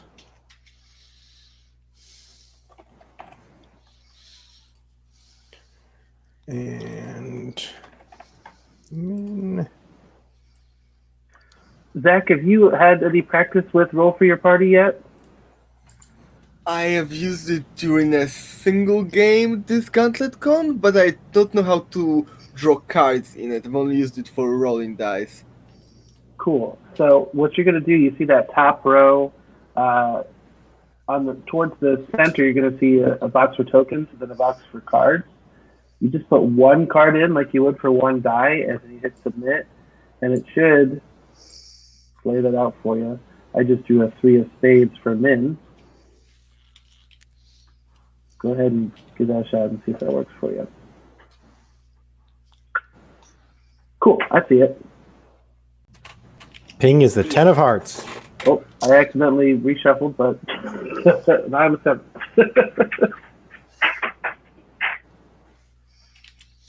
And so I think then I think what we're going to do is have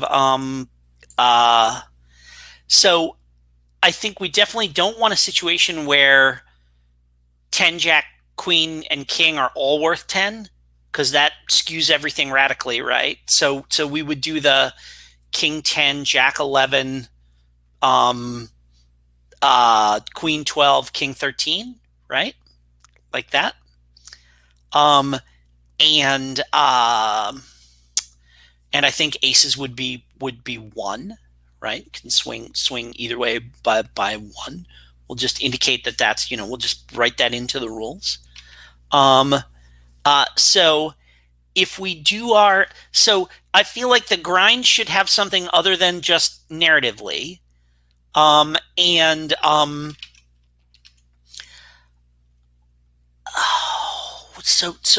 how is this going to work then? Do we want to actually do some kind of thing where we're comparing cards in the grind and how that works? What are we doing? Or do we want to have the grind somehow add up to something that happens with the boss fight? How does that work? So you're talking about as far as like getting to the ultimate issue, like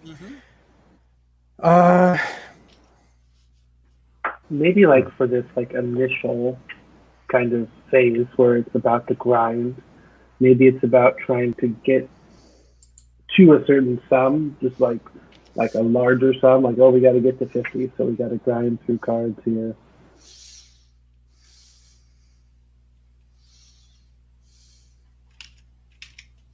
And this is where I am like a little, this is where like the mechanical stuff is where I get out of my depth.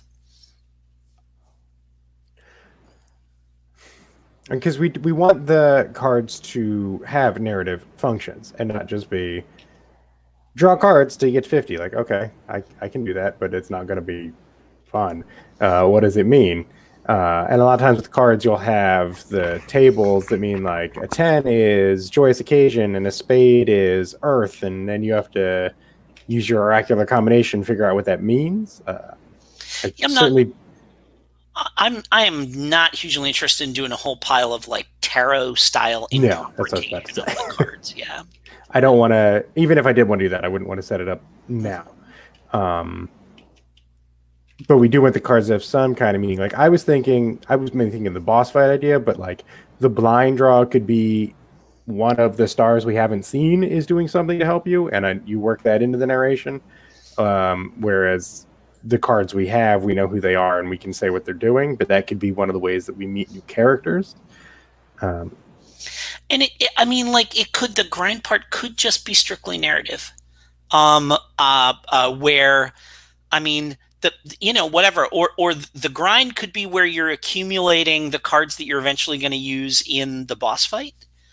And it may be that, sense. Yeah, like it may just be you propose something, you narrate how you solve it, boom, you get to flip a card that you can then use later. I don't know. So like the procession up to the boss is basically gaining resources. Yeah.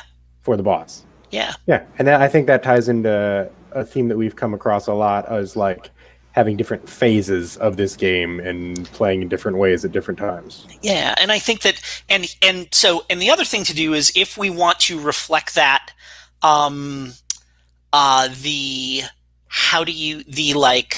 potentially leveling up stuff and things like that. One of the ways that we could do that is during the grind when you're narrating, you flip that. If you get a match, then maybe that lets you do something that bump your gear, your item by one level or whatever, something like that. I don't know.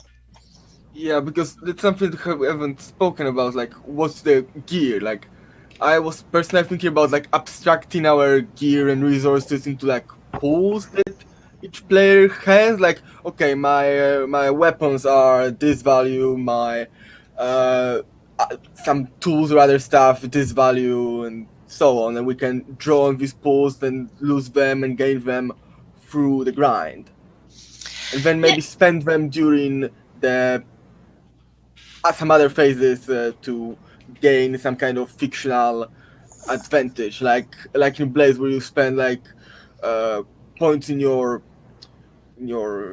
equipment, right, to bring in some tools, saying, "Oh yeah, I had it all along." Oh, yeah, I suddenly bring out this spear to jab this thing that jumped onto me, like this wolf or something like that. Yeah, I really like that. So maybe what we want to do is, so we've got, you each have like a uniform, basically like a uniform and a gear slot, right? So I would go back and put in parentheses after them or brackets or something, just put a 0 in there. Because you get no bonus from any, like the way these games work is you get nothing from starting out, and even just that first slightly better sword or piece of gear that you get, helps you get better. And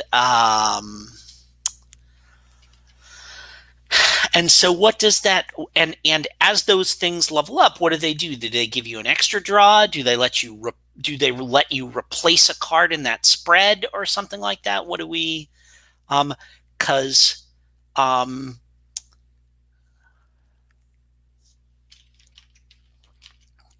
I like you want to get it to add up to something, or like as close as you can get without going over. And the players get to combine to add stuff in, while the game master monster is just pulling however many.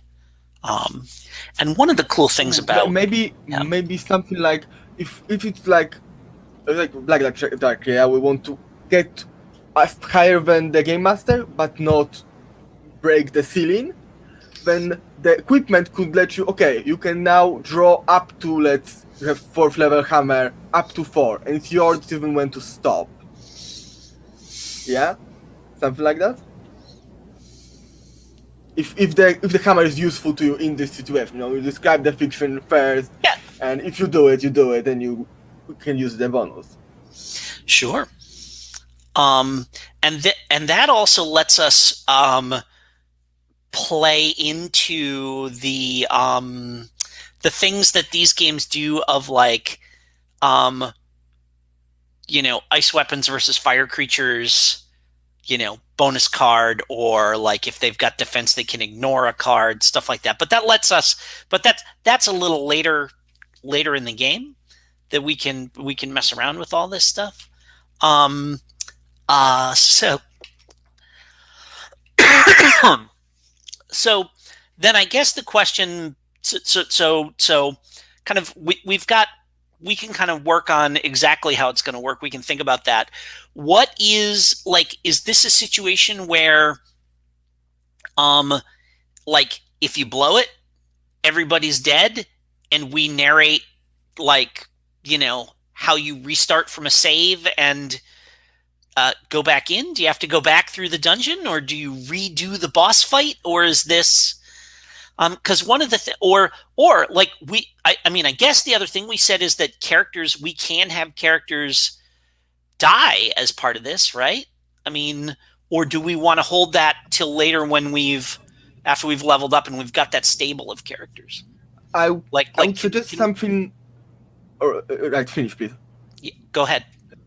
Oh yeah. So I would suggest we've already established that the beginning of the game, the first act would go through a slightly different rule set to get us going and get the foundation for the other act when it opens up, and I would say that at the beginning you can't lose the boss fight. You can get that mixed result, really bad mixed result, the basic success with dramatic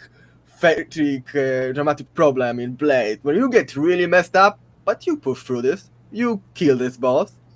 You might maybe lose a guy, or lose a lot of resources, or get maimed, or something like that, or horrible curse befalls you.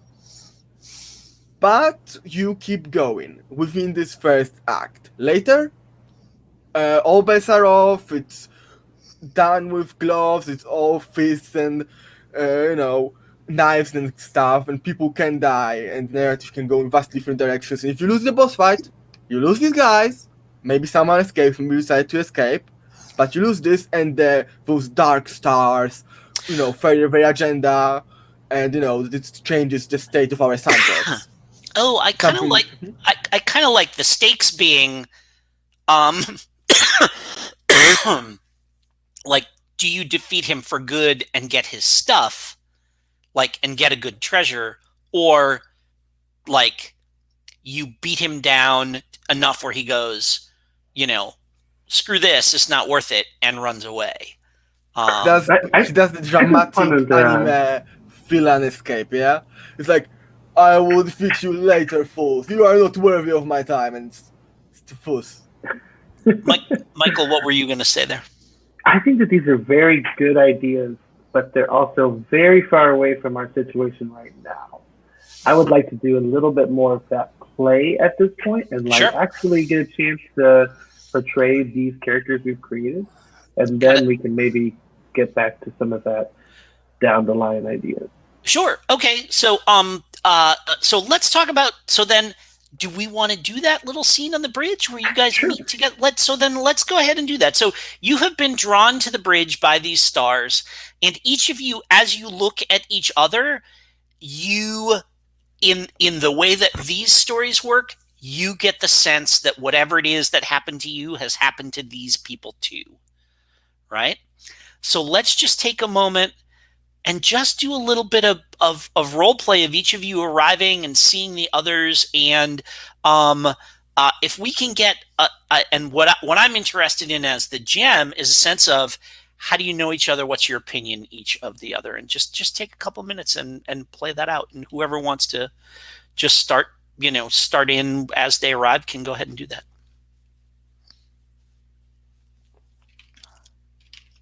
And yeah, go ahead and take a second to make sure that we remember everybody's names and stuff like that.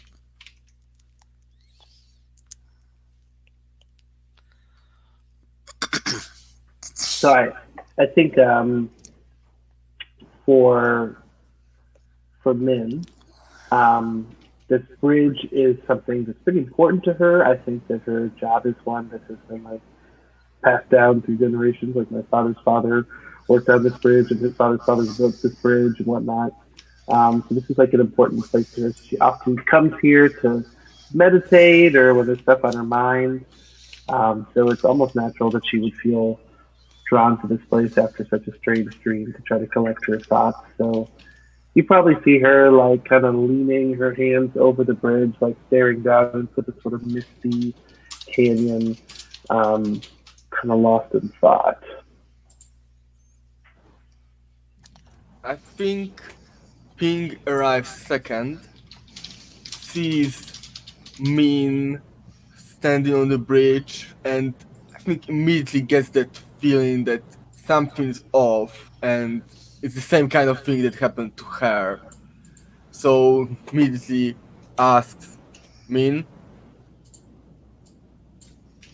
you... So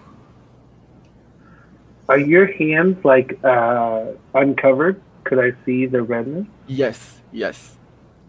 I'd probably say, oh my goodness. Ping, are you okay? What happened to you? I'm not sure. I felt compelled to come here. I had a dream. What brought you here? I don't seem to be doing any repairs now. I kind of try to like retie my hair again as we're talking. I had a strange dream as well. I can't quite say for sure. Did you dream of a star? And I think at this moment, yeah, go ahead, Kip. Yeah, I'm going to retcon my dream slightly and say that there were two other boats I noticed navigating to the star in my dream, but that I could not see who was piloting them. So kind of Dow was dragging his feet to show up to the bridge because he didn't want to believe in this, but he sees you two there and just says, "So the dream was true. I assume that you young ladies have seen it as well." Maybe. I too dreamt of a star. Now was that something you saw as well? It was no dream. That much is clear if we are all gathered here. That's too hard to believe. Dow, I mean, did we all eat the same fish last night or something? We would all have the same dream. I'm not sure. Both of you saw the star in the sky, yeah? Sort of, yeah. Well, I saw it fall from the sky, and I touched it. Look down at your hands at that one. Always impulsive, Ping. The one to grab a fallen star. How did it work out for you? I don't... It was a dream. Get out of my hair. That looks like pretty real to me. I don't think I'm still dreaming. Does it hurt? No, not really. It looks awful. Yikes. And people said I didn't have chances to get married before. Yeah, I'll wait till they hear about us having the same dreams. They probably won't look at us the same way anymore. Maybe we shouldn't talk about this. You know, maybe we should just pretend this didn't happen. And at that moment, you all feel that sense that you feel when as you approached. You can each sense that the other has been touched by the same star that touched you. You can feel the presence of someone else that has been touched by a star on the other side of, and you look across the bridge, and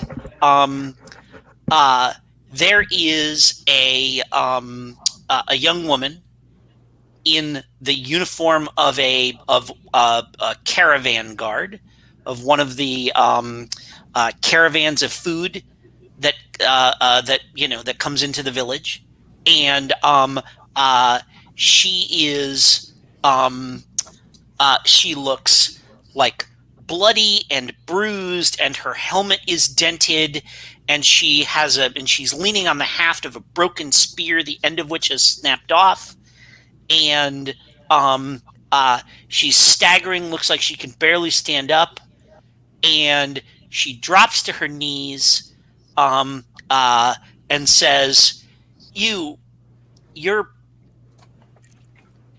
like me. Please, I need help, she says. So, since we've met another Star Touch, should we draw a card for her?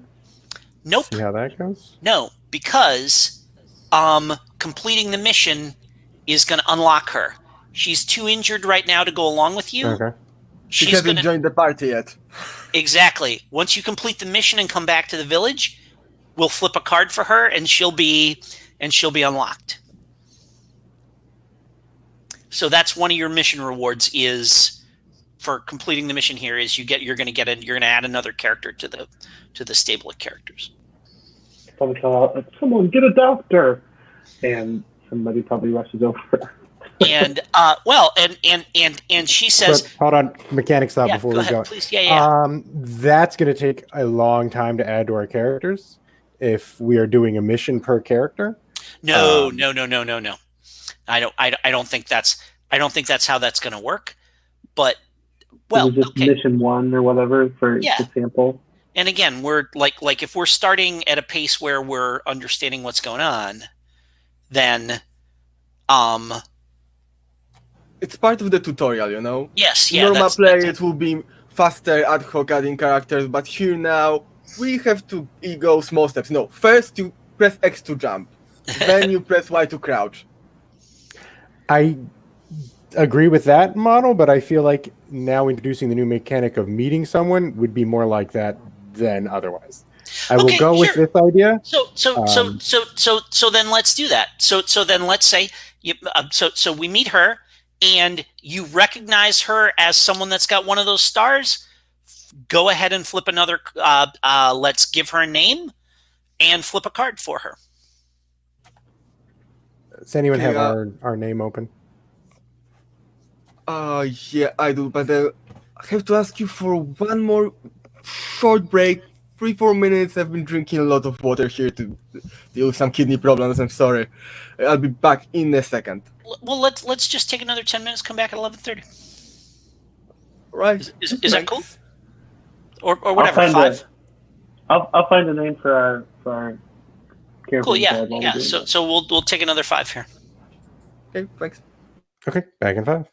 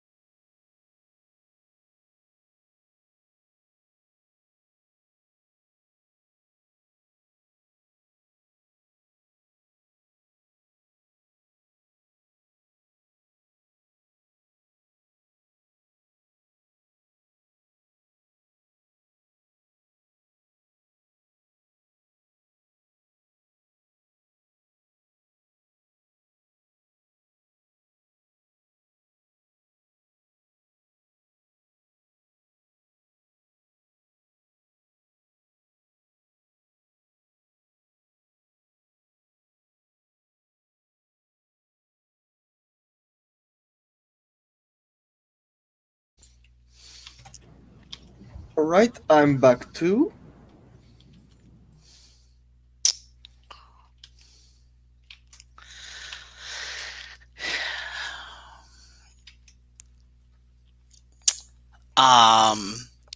And I really feel like this is a thing where when you encounter these new characters with Star Sparks, they're going to come with a name, but you can change their name.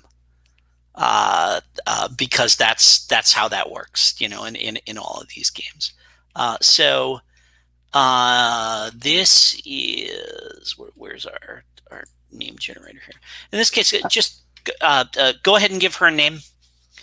I gave her the name Yang, which means brave. So that was the spark I went for. Cool.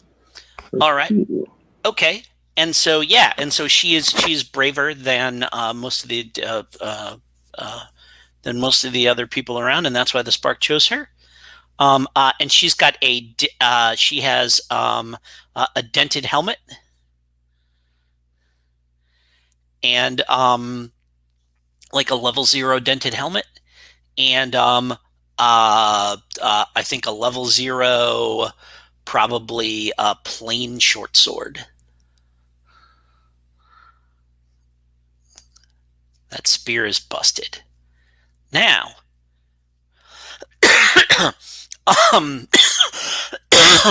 she kind of stands herself up and dusts herself off and, kind of like wipes the blood off of her chin. And she says, the caravan, they've taken the food from the caravan. Bandits attacked us. One of them, there was a darkness in him that made him stronger than the others. And for some reason, I feel like we're the only ones that are going to be able to defeat him because we've got whatever happened to us last night that came to us in those dreams. And so this is where reluctantly agreed. Yeah, and so she says, and so she says, 3 of us need to go, and this is where mechanically what I'm just going to say is we've got 4 characters, like right off the bat. We're going to do that thing where we're going to have a bigger stable of characters, but like you can only have as many in the party as we have actual player characters in the game, as we have players in the game, right? So we've got 4 characters. Pick 3 to go down into the cave and confront this bandit that stole your food.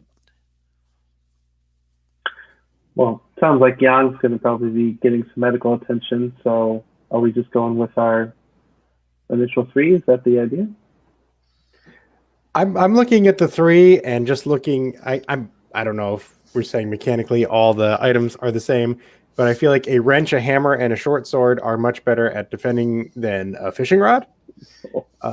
And one of these people is an old man. I'm sure he has lots of useful talents, but against bandits, maybe not so much. Fair point. Zach, what's your take on it? Yeah, I agree. Like, maybe in the future, like, this could be a cool arc for this old man to grow more used to the battle and find his place in this little army we're building. But for now, he'll be like, yeah, you go ahead, I'll stay behind. Don't worry about me. Yeah, whatever. Warn the village or something like that and stuff. So we're gonna have those 3 characters are gonna be going along. Each of you pick the one that you negotiate between the 3 of you, which is the most interesting for you to add some details to as we go on the mission, and then we'll do our little grind through the cave and have our boss fight. Do we want to keep? I guess move away from one person, one character with final say over them, and have like the non-monogamy of characters, or is it like you pick this one and that is yours for this mission? I think it's you pick this one and it's yours for the mission, but not necessarily like I feel like it's a little too diffuse if you're always making decisions for everyone. I do want to have you embodying a character at least for, or making like it's just easier, procedure wise, to know who's making decisions for each character as we go along, right? At least for the course of the mission, and doing bookkeeping.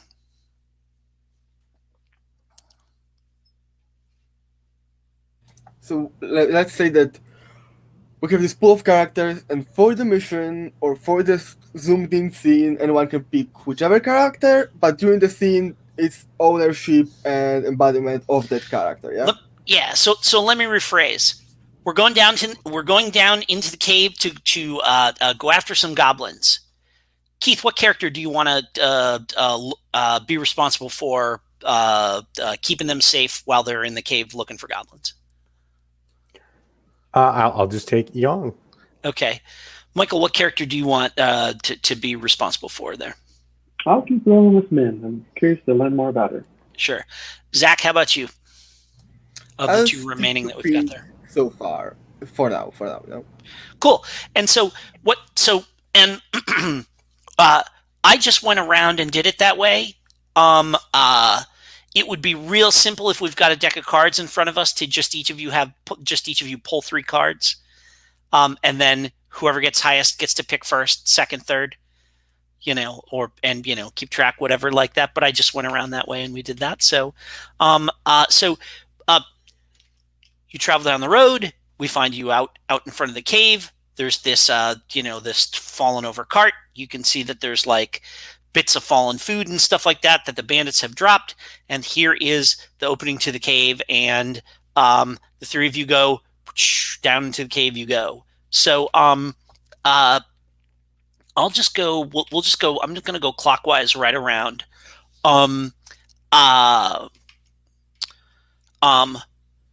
Mike, why don't you tell us what is one of the things that you might find, one of the critters that you are going to run into in the cave that your character knows about / is worried about? Towards the front of the cave, there's the sleeping guard. Okay. Yeah, sleepy guard is a great one. So whatever, sleepy. Let's say sleepy bandit, right? So let's add sleepy bandit to our list of critters there, and then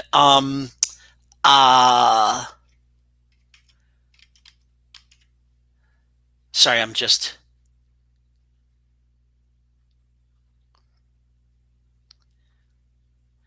And Keith, you're playing. Who are you playing right now? The Caravan Guard, Yang. Yang. All right. Okay. Cool. So, when you get into the fight, you engage in a conflict with the Caravan Guard. How is that? How does Yang's bravery turn the tide in that conflict for you? And describe a little bit about how that works. I think Young, being brave and forthright, she is not going to use subterfuge on this Caravan Guard or sleepy bandit. So I think it's just waking him up to challenge him to a proper fight, and he is like befuddled and intimidated and still sleepy and just easy to conquer. All right, and what is Yang's card? We have not. We did. Somebody did draw it somewhere. 2 of clubs. All right, so I'm going to go ahead and draw a GM card here, and I got a Jack of Spades, which does not match up, but that puts one down on the table for of kind of adding up for the boss, right? So when we get to the end here. Keith, why don't you go ahead and describe one of the critters that you are worried about running into in the cave? I think I'm going to go expand that to danger. Yeah, sure. And or an obstacle or something like that. Yeah. Loose rocks. Loose rocks, excellent. And so this is, you come to a spot where you realize that uh, um, when you step on the rocks, it'll go like and then fall away. And if you are in the wrong spot, you'll fall down along with it, and you have to carefully, you have to be very careful in this area here. So, Zach, you've got ping, right? Yep. So how does ping's quick-wittedness turn the tide here and help you get through this? Well, she quickly assesses the situation after stepping on one of the stones with just one leg and just falling down. So she uses her camera to break off a few pieces of rock and throwing them on the ones that look less stable. And if they hold, she steps on it quickly, steps off, steps onto another, quickly jumping from one to the next, just carving out the path for more stable rocks for others to follow. Okay, so that's cool, and you guys make your way across the room, and I'm going to go ahead and pull a card for her. And what is her what's her card? 10 of hearts. I got an 8 of hearts. So so what happens? So let's step out for a second and ask a mechanical question. So it matched the suit. What do we think that does? What kind of that should be like a lower level bonus or reward than matching the number, I think, right? Or what do we think? I think the suit would be a lower level reward. The question is, do you want these suits to only do the numbers game, or do you want them to also modify something in the fiction? Like if you completely matched suit and the number, maybe it would modify the boss somehow, that they would have maybe personal connection to or something, some kind of twist. Just something to consider, but. That's interesting. Some kind of narrative effect as well. I mean, I'm a little more concerned with just. So here's what I'm going to say, which is you match the suit. So tell us where you find a bit of treasure that lets you upgrade either your item or your garment. Huh. You go ahead and narrate that. I think because my garment is this apron, yeah? Yep. This sooty apron. I think there was another bloke who almost got to the very end and then fell right at the end and got jabbed onto a stalactite or something, a piece of rock. Okay. That was nasty, but his clothes are there. And what do you think? What would be the proper upgrade here? I think it would be like a leather jacket that's solid and kind of bit thicker than my apron. Something that could be better protection. So you're gonna go from like a leather apron to like a tattered leather jacket or something like that. Yeah, something like that. Yeah. So the narrative stuff is just to kind of help us comparatively, but the important thing is that you're going to put a little 1 after your 0 there, right? Yep, got it. Okay, so and now you are going to tell us about an obstacle or critter that you are worried about that we're then going to have Min is going to handle. Huh. Sorry, obstacle or critter. Yeah. I think there is a trap set up by our boss who is hiding in this cave. I think they propped up a bunch of rocks and set up a trap where if you step onto a piece of wood, it will dislodge and the rocks would fall onto the person.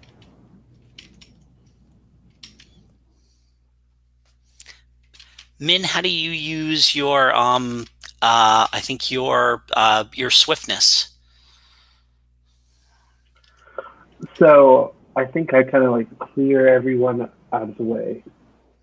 Yep. I would say just stand back, and I'm just gonna kind of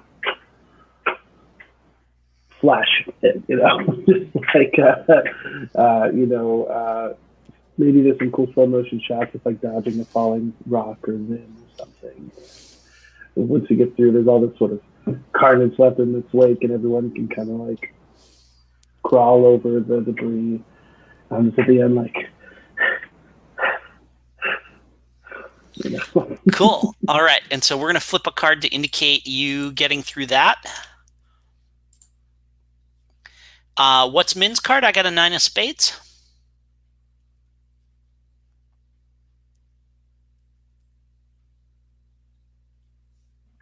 Seven of diamonds. No 7 doubt. diamonds. Okay, so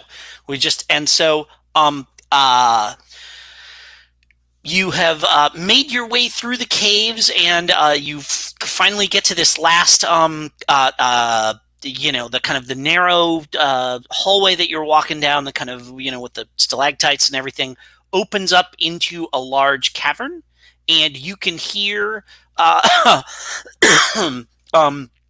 you can hear the kind of rippling, the sort of the motion of the river flowing by outside on the opposite end of the cavern, and you can see that they've got a raft that they are piling the supplies onto, and the bandits that are there are being directed by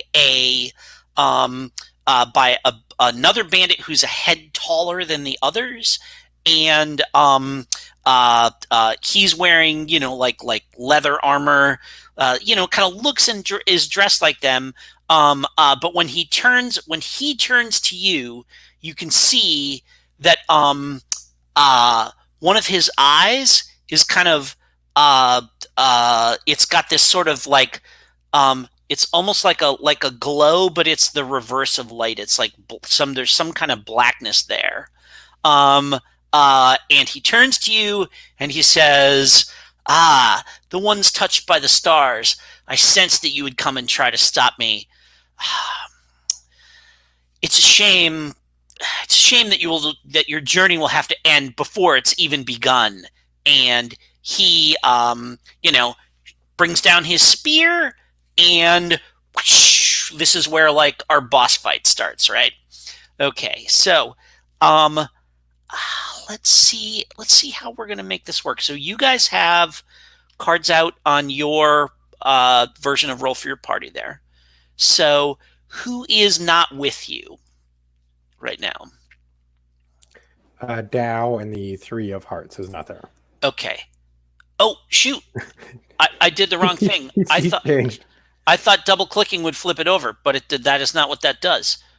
So I'm gonna we're gonna, if I delete that, yeah, okay, there we go, cool. We'll shuffle your discards. So we've got the 3 of you there. This is we're gonna say this is a level 0 boss, so he just has the 3 cards that we drew as you when you attacked him.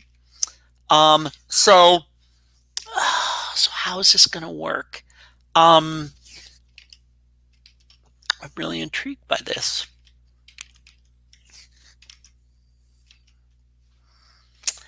So let's say that.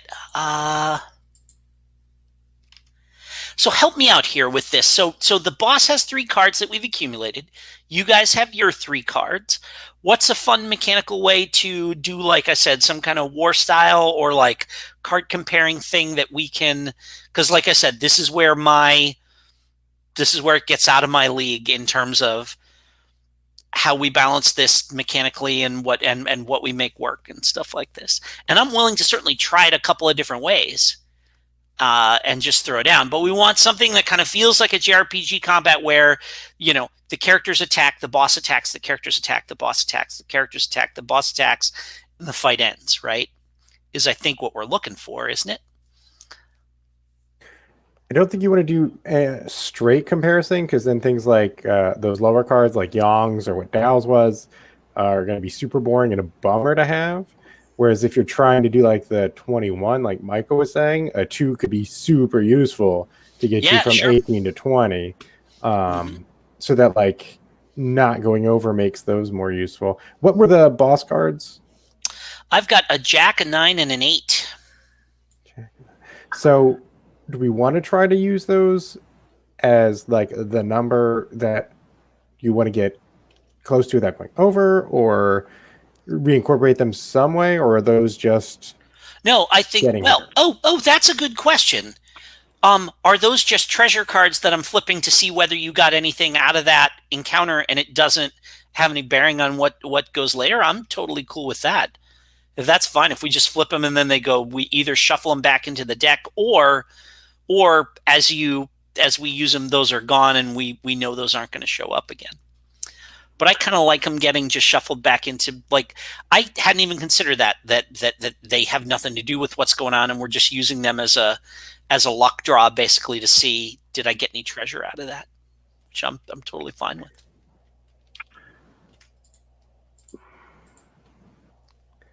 I feel like Michael's working on a thought there.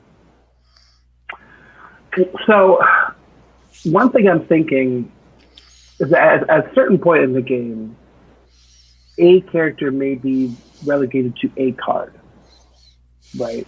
Like at this point, maybe it's a little bit more fluid. It's okay. We don't have to like write on any of the cards just yet, or like permanently alter or affect them at all.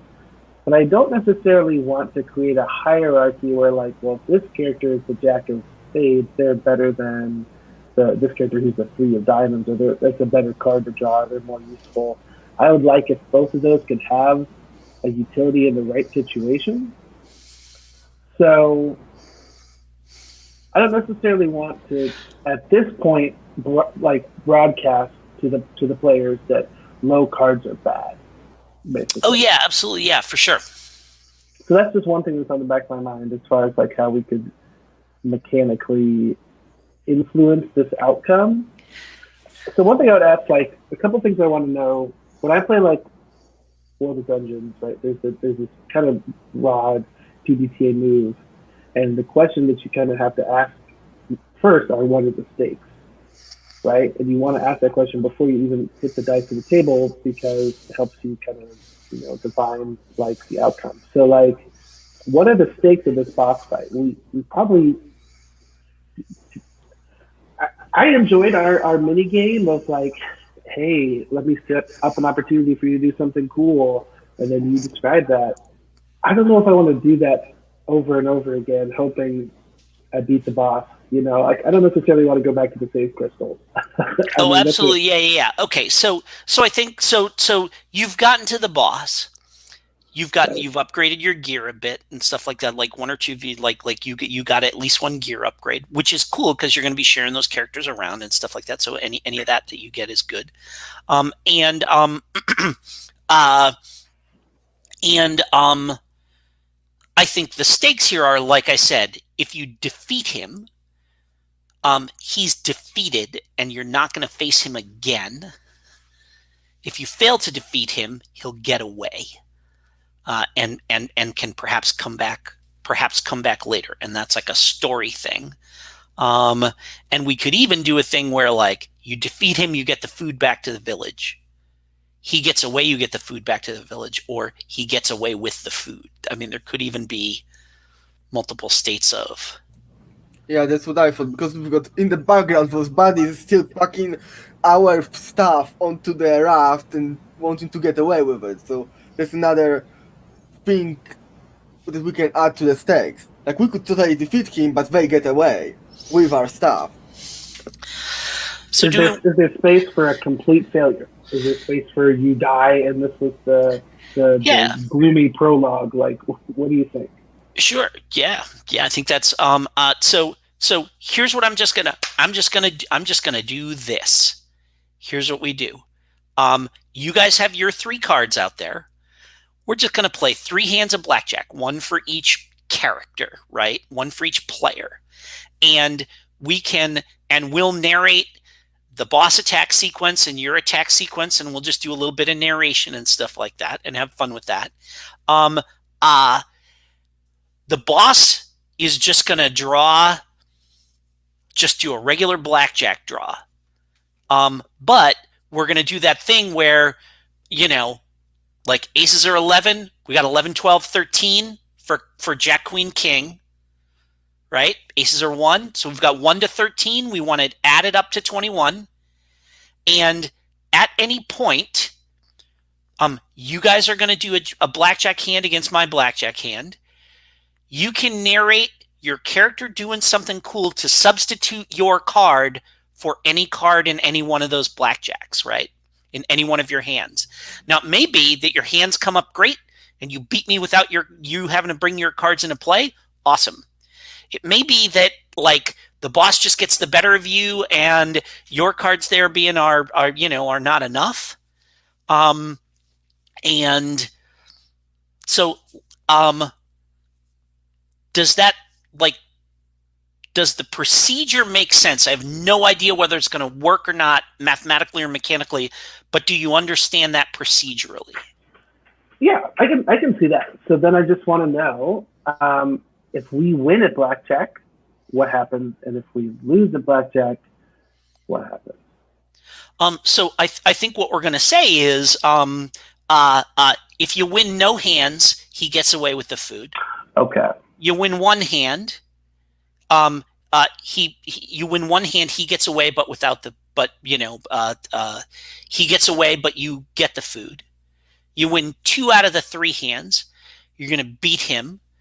And you can bring the food back to the village. And if you win all 3, you beat him, go back to the village, and you get some kind of bonus. Maybe like extra treasure draws or something like that, right? Okay.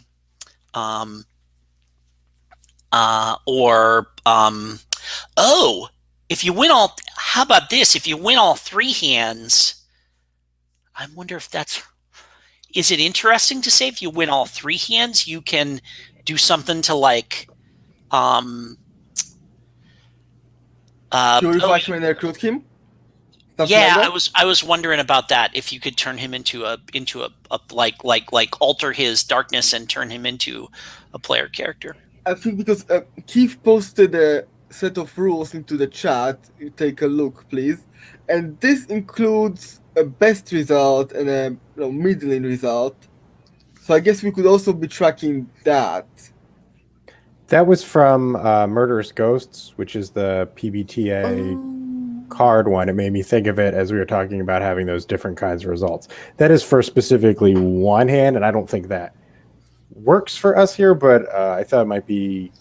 Oh, that's using that's doing the thing for the PBTA for giving us PBTA results. Yeah, okay. Let's just try this the way that the way that I've presented it here.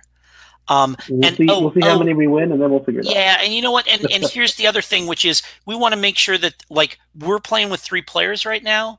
The question is, you know what? We're not going to worry about it with 4 or 5 players or something right now because we're playing with 3 players right now. Yep. Is what we're going to do. So stakes are this: if you don't win any hands, he's going to beat you down. He's going to get away with the stuff, and he can come back later. You win one hand.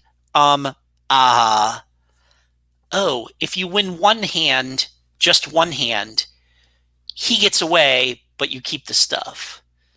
Yeah, makes sense. Yeah, 2 hands, he's 2 hands, he's defeated, you keep the stuff. And 3 hands, he's defeated, you keep the stuff. He can be recruited as a character. Does that sound cool? All right. Sounds good. Okay, so this is blackjack. So so we're gonna play it like I can and if we're playing with it's super. So here's the thing about the like queen and king, like Jack, Queen, King being worth more, which is you can bust right off of the bat on your I guess you got it. Oh, except you guys can substitute out cards and stuff like that. Yeah. All right. Okay. So I'm gonna start by dealing myself one card, and I'm using my own roll for your party because I want to be drawn from a separate deck, and roll for your party doesn't support that, right? I want to be drawn from a different deck than you guys. So here is, whoosh, we come out. It's our first thing. The boss comes at you guys, whoosh, and he stabs his spear at somebody. So I've got a 9. Why don't you guys go ahead and one of you, whoever's gonna. Whoever draws the first card is the first player, and then the other two will draw for the other hands. So is this all from the same deck in our character roll for your party? Yeah, and I wish we had a way to pull separate. I wish we had a way for you to be drawn from a fresh deck with what you've got there, but we're gonna not. I'm gonna not worry about that. That means there's one less 2, 10, and 7 in your deck. But let's just go ahead and play it as it lays. Who's drawing the one card? I will, since I'm talking right now. There we go. All right. We got a Jack of Spades. So that's worth 11. So I've got a 9, so I'm going to draw another card. So I guess narrative, you said he's coming at us with a spear. Yep. Mm-hmm. Does the card draw resolve that? Like this card beat your card, so the spear is deflected. Like we're slipping and struggling here. Yeah, sure. Yeah, I think that's kind of what's going on. And so I'm gonna draw, and I've got a 2. He comes back and he guards and waits. So I'm at 11. So I think I'm definitely gonna be, I'll be drawn again. What do you guys do? So are we focusing on one character at a time, or? Nope. One person's just gonna. You can consult, but one person's gonna draw the cards, and then for the second hand, another person draws the cards. A third person draws all the cards. Okay, so this is all on Yang for this round then. Yep. Sorry, I'm at 11. You guys are at what? Also 11. You're also at 11. What are you gonna do? Do you want to stand at 11, or do you want to draw? So the idea is, if we draw and don't like the card, we can trade it out for. You can swap it out for one of your character cards. Yeah. Character card. Okay. Mm-hmm. Well, then it makes sense to draw since we have Yong's low card being useful here. So if we bust, we can swap it out for a low one. Yeah. Why don't you go ahead and do that? All right. And we got a 5, so we're up at 16, looking pretty good. I think maybe actually moving forward then and putting a little pressure on the bandit. Yeah, okay. And so I'm at 11. I'm going to go ahead and draw. Oh, man. And I got a 3, so that puts me to 14.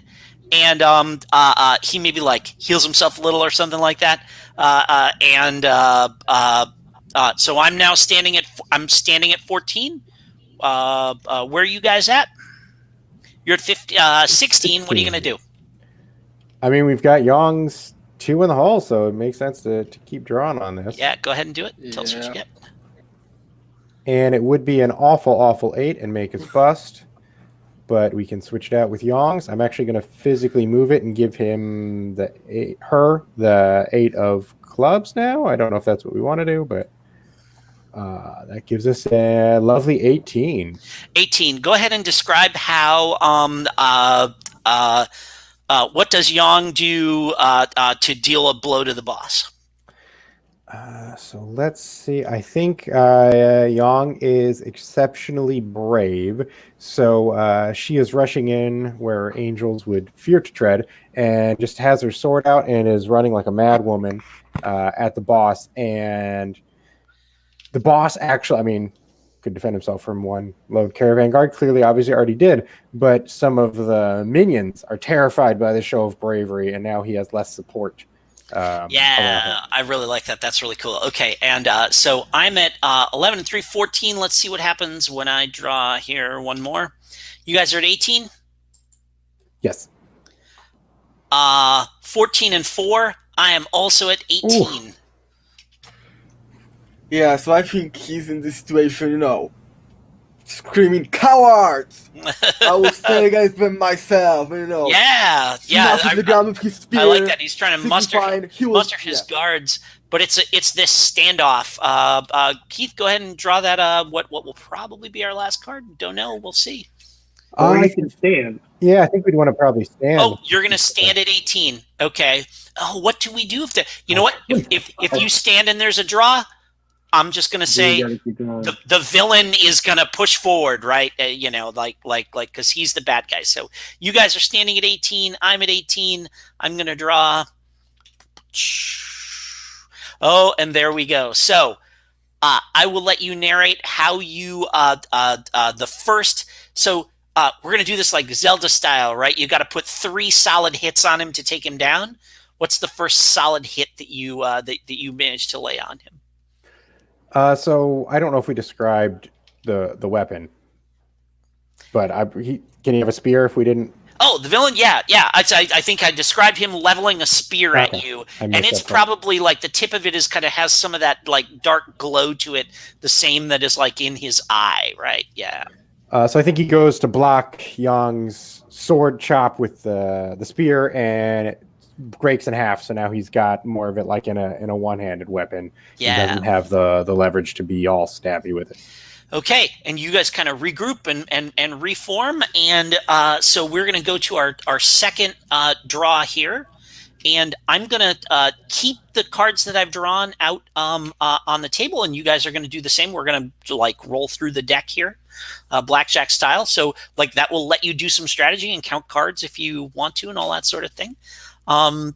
So let's go to. Zach, why don't you go ahead and since you won that first round, villain always makes the first draw, but then whoever wins that round then gets the first draw after that. You guys won that first round. Go ahead and make your first draw off of the deck. All right. Cards 1, submit. There's a queen. Oh. Diamonds. Yeah, so you're starting with a 12. And let's see what I got here for mine. I'm wondering mechanically, it seems like we're going through Yang had a hand, Ping's having a hand. Can Ping only swap out with Ping's card, or can Ping use any of them? No, you guys can decide to swap out at any time. There's no this is giving each player a chance to draw a hand, right? But you can use any of the characters. And certainly, and I think this is also a thing where you can consult, should I use it, should I not? But ultimately, the character that is doing the draw has final say over whether they get to bring that character into play or not. Does that make sense? The player that's drawing has final say, or the player that's drawing has final say. Because if we're not maintaining character monogamy, you can say, yeah, I'm going to bring Ping in here, even though that wasn't who you narrated when you were walking in through the grind part of it. Right, I think I would rather have it different. Like the player who's drawing can ask, "Hey, can I use that card?" If it's not their character, and that other player has the right to veto that. Yeah, because I think it would be more fair and preserving kind of autonomy of the other player. So this is where we get into the discussion. I mean, are these player characters like are we swapping them out freely or not? Let's see if it comes up in play, maybe. Yeah. Okay. It might be a point where you don't want my 7 anyway. it just happened that worked out. And wait, we used and then Yong's got that, and then we swapped that Yong has that 8 now that they can bring into play. Okay, so you guys are at 12 with that queen. I'm going to go ahead and draw for the bandit, and he's got a jack, and comes around and like stabs one of you with stabs at one of you with that busted spear while conking another one of you on the head with the haft that he's got in the other hand, kind of now fighting two-handed weapon style. So you're at 12. I'm at 13. Do you want to draw or stand? I mean, right now, if you stand, you're going to lose.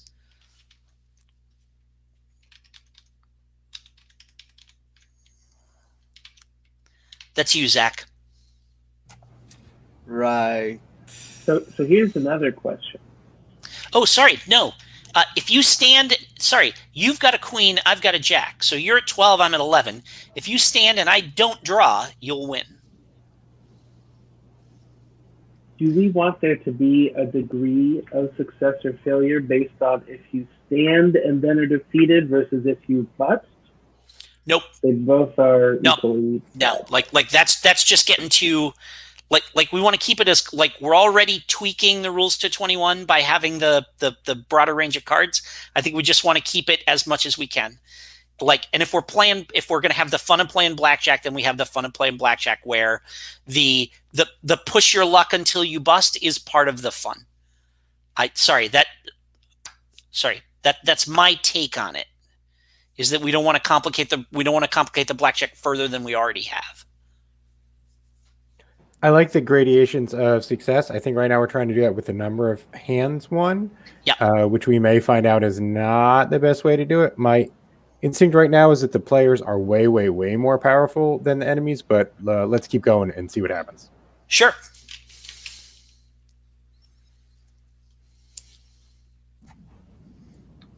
Right. So do we draw? Your call, Zach. I mean, like you can consult, but you ultimately want to. your You call. can't bust. Yeah. Whatever you get, you could switch out for that 7 or 8, and that would stop you from busting. Valid. All right. I will draw one more. Fingers crossed. That's a queen. Yeah, I think we'll be swapping it out. So you could swap it out for Yong's card and narrate how Yong is helping out Ping, I think. Or Min, you'd have a slightly less good hand with Min's. Yeah, we'll go for Young. We'll swap it out like here. So, yeah, how does Young help me? I'm passing the narration, come on. Tell me what Ping is doing that doesn't quite work out, or she overextends herself. Maybe that's what busting looks like. Yeah, I think she tries to, like, she thinks, okay, now he has a shorter weapon, I can get in there with my hammer, but that doesn't exactly work out because he can reach her with that shorter spear anyway, and she's moments before being stabbed in the hand. So I think Yong deflects deflects the spear and opens up enemy bandit's guard, so the hammer is able to strike the second of 3, hopefully decisive blows, but it will depend on All right. Jim's draw. Great. You guys are at 20, so I'm going to go ahead and draw. And I got a 9. So I've got a jack and a 9, which puts me at 20 as well. Right now we're tied. Probably a pretty good place to stand then. Yeah, I mean, same thing as last time. We're going to stand and make you bust unless you get an ace. Yeah. All right. Let's see what we got here. It's all the marbles for this. And what does that look like? What is the standing looking like? Are you pressing him, hoping he'll make some kind of mistake? What does that look like? Zach, go ahead. I think it's a classic villain on the edge of a cliff. He's getting really desperate with us, waving his weapons around. You can't catch me alive, something like that. And he either have some brilliant Hail Mary right now to get out of this, or will get a solid hit on him. Yeah, maybe you've pushed him back on the dock over the like where the water is, like where and this is like a cave where kind of the river comes in, and you're like up the river from the bridge and stuff. So maybe he's back out over the water, and a 2. Oh my God! All right, and there's that slip, and he crashes down into the water. And his helmet has come off, and he's lost his weapons, and he rises back up out of the water, and that black glow in his eye has increased, and he does this kind of thing where he goes, ah, and like turns his head, and that eye opens, and bee, and like a beam shoots out of his eye, and this is like his final, like whatever that darkness that's in him has been unleashed. And so you guys have won 2 hands here. I'll put those guys off to the side, and Mike, it's going to be you drawing. So why don't you go ahead and draw first.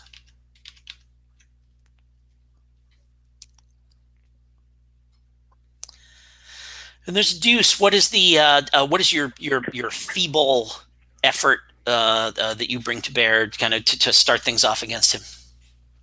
Yeah.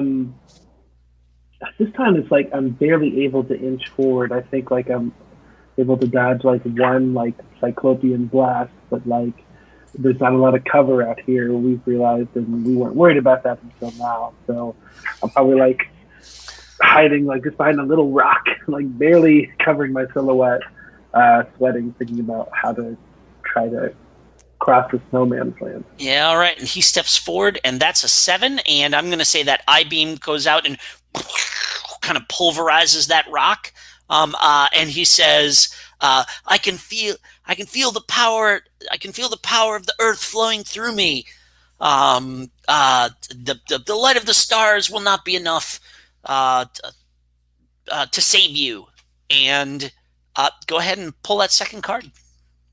I'm at 7.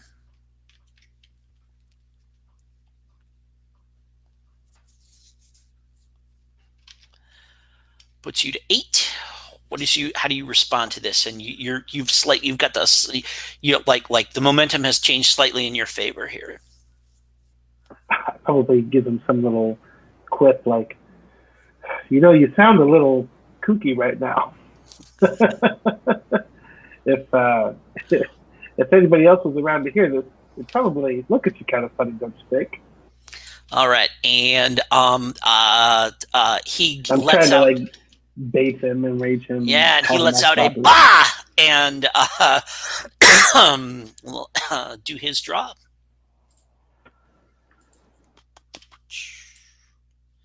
And that is a 10, putting him to 17.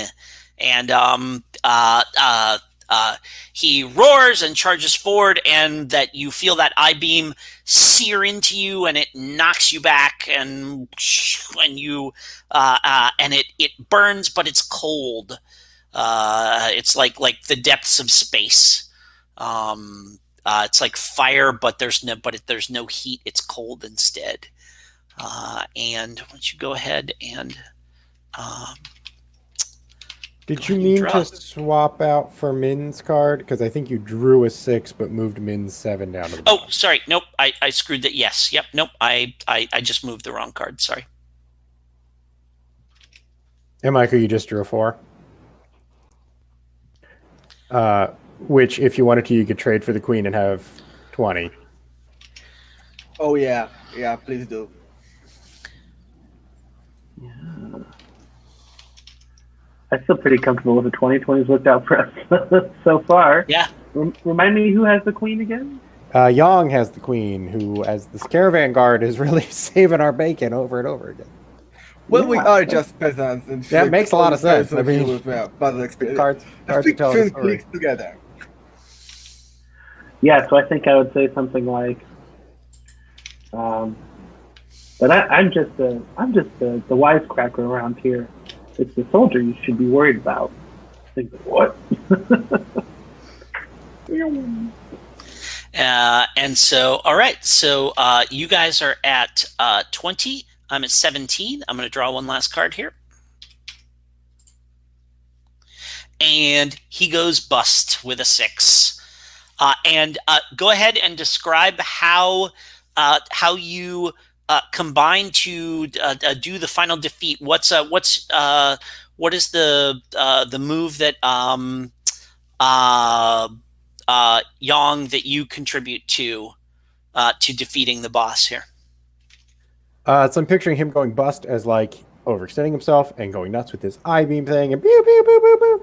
And of course she uses the reflective surface of her sword to knock one of the eye beams back, and a stalactite comes plummeting and pins him in place. How about you, Ping? Oh yeah, after the stalactite falls, and what does it do to this guy? Like lands on his leg or something, so he's in immobile. Yeah, he's immobile, he's in a lot of pain. Pink takes the Kevin to walk back a bit and then jump across the river and smack him with a hammer across the jaw. And how about you, Min? So I think despite his wounds, his dark star energy is starting to, like, you can see it course through his veins, and like he's like just bellowing, and he like breaks aside this like stalactite, and he starts to stumble to his feet. And then Min comes and just like tackles him out over the cliff, just like in her dream where she kind of flew out over the waterfall.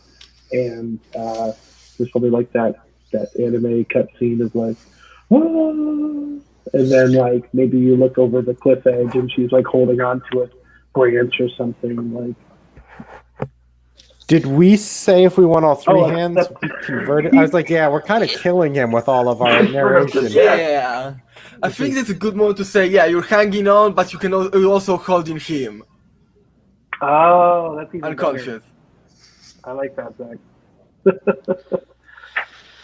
And so you haul him back up unconscious, and the three of you stand around him. And what does this look like? What is the process for purging somebody of this dark energy and awakening and calling the stars down to them? I would suggest we guided by some instinct. One person, let's say Pink, puts her hand on his chest, the others follow, and we can feel the energies flowing through us and entering him. Then this dark energy, like dark smoke, leaves his eye and drifts into the ground, hiding from the stars. Cool. That's pretty suave. And so I'm going to say that his eye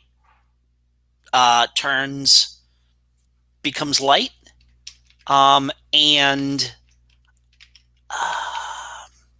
so now we need the so you've got another character. So we've unlocked a total of 5, right? We would draw a card for him and do the same thing. But how do we figure out, we need to do some like what kind of treasure did you get for the fight stuff? So do we use everybody's cards that they originally started with, or do we use the cards that you end up with that you swapped out to compare to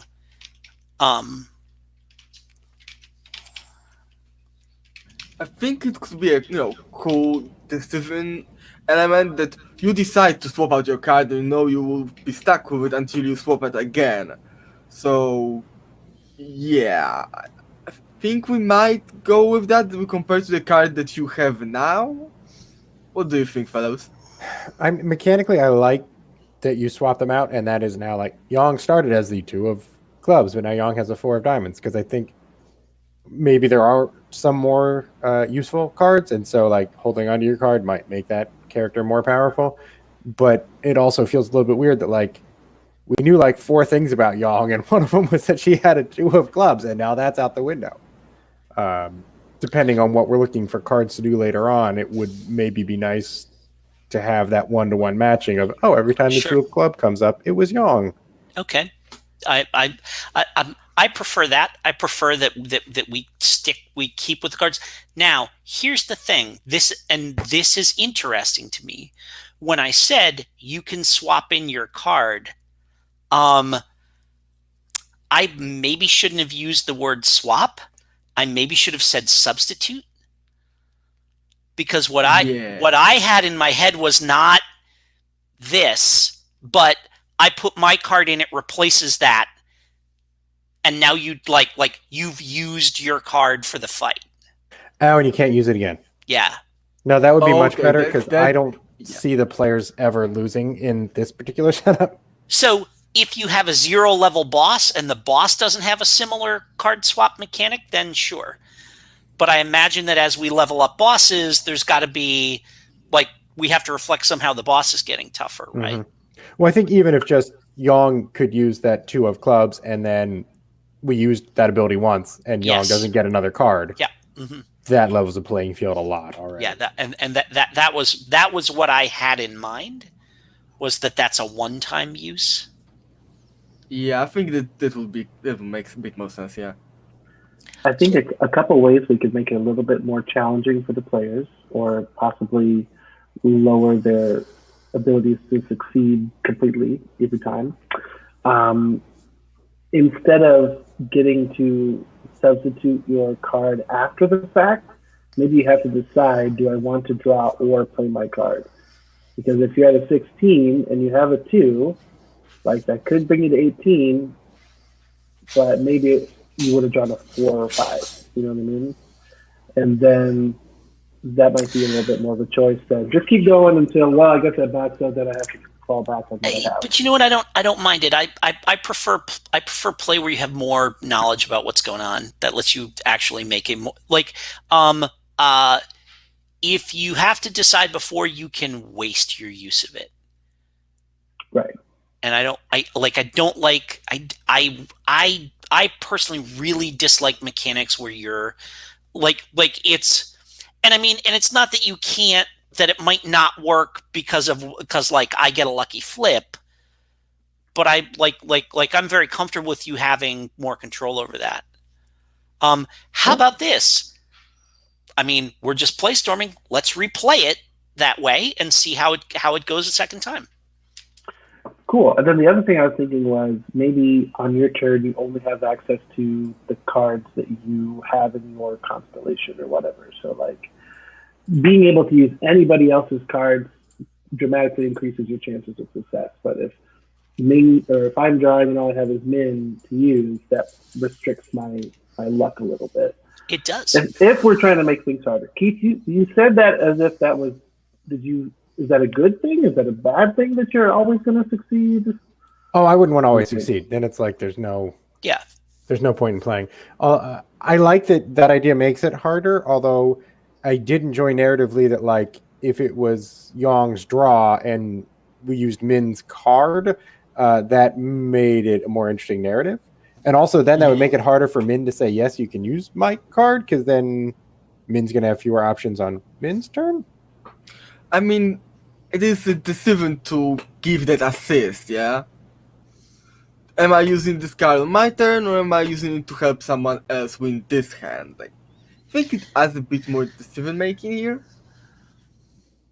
And to some extent, the question is it Min's draw, or is it Keith's draw? Like, is it Keith's turn as the player to do this, to do the strategic stuff, or is it, or are we doing it, or are we having that, or are we like, we're focusing on that character for this part of the fight? I'll say I did enjoy the team up narration. Yeah, having people come in during each, like this is Min's turn, but then like she used that to set up an opportunity for Yang. You know, that was fun to do that. So let's just play through it again.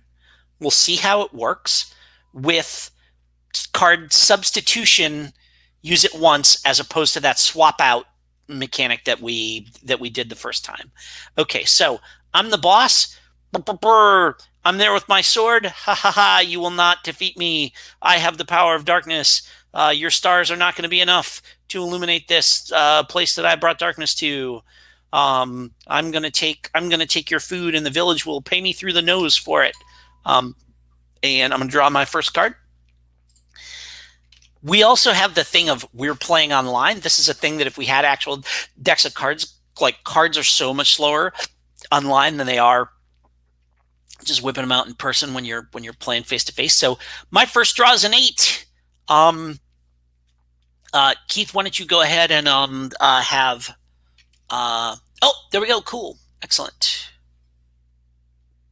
I drew a 9, so I would say that's gaining the upper hand, maybe. Like yes, the current total is. Yeah, slightly. So, that's probably just he's monologuing. Yang doesn't have time for that kind of nonsense, and she's preparing for battle while he is bloviating. Excellent. So I'm going to draw a second card here. And that is a king, which is 13, which gets me to 21. Oh, mamas. All right. What is he doing? And you are preparing for battle while he is bloviating, and you get everything together, and like you've got that sword and that sword and shield, and he does that like first boss strike, right? That just like lunges forward with the sword, and it just like smashes through your shield and knocks you on your ass, and he goes back and laughs, ha ha ha ha ha ha, ha, and wins round 1. So he is going to draw first in round 2. Well, I could still match him. Oh, I guess you could still match, sure. Oh, yeah. Yeah, oh, and if it's a tie, we could. Yeah, okay. Sorry, I'm going to stand, he smashes you, and I stand at 21. Okay. Do we want to do Mike, like, which, we're doing substituting, not swapping. Do you want to do Michael's idea of only having access to your card? So we're going to have access to any card you want. Okay, we'll try it that way. Yeah.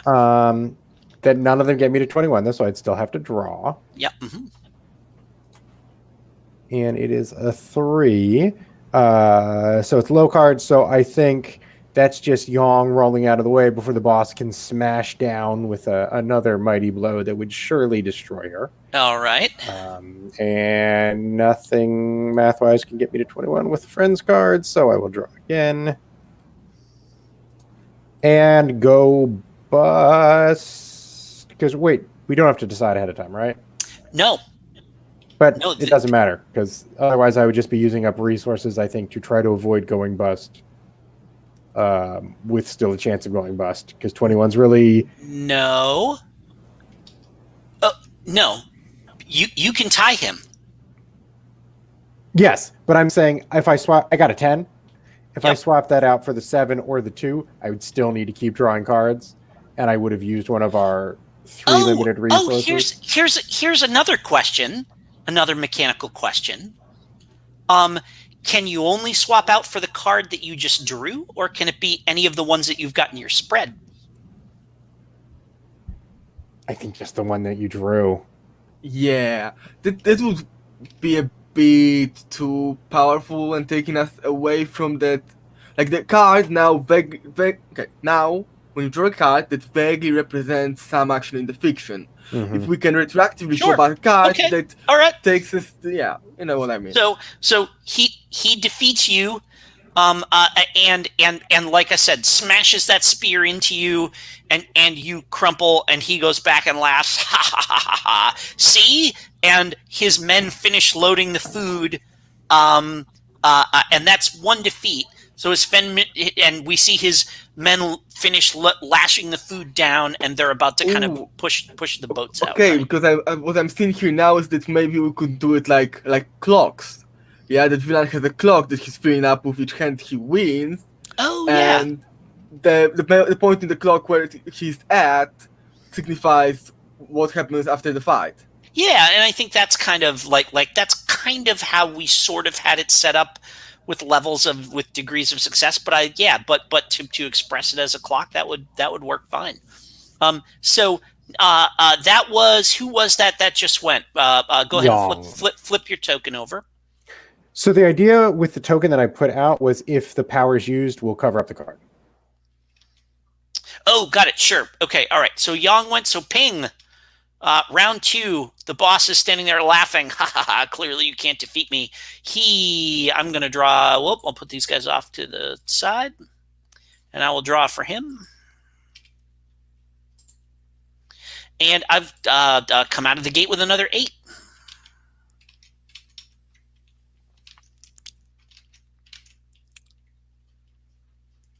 Yeah, I think Ping reacts with a not so fast, smart guy, and I bring in my 10 and smack his spear out of the way and kind of knock him out of his comfortable position of standing conqueror, So you're just going to bring that in and not even bother to start with a draw?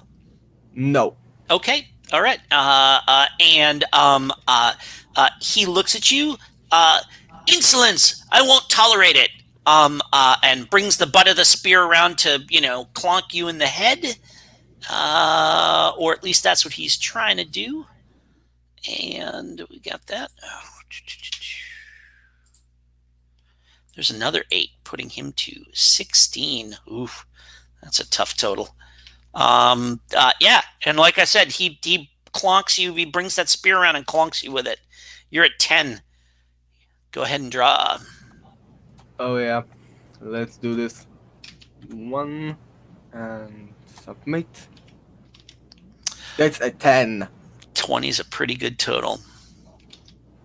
Yeah, so he clocks me in the head, like in the face, and I'm thrown back a bit. Then I look at him from down there, swipe the blood off my face, and hit him with the hammer in the knee, bringing him down to his knees. And he howls in pain, and brings that spear back up.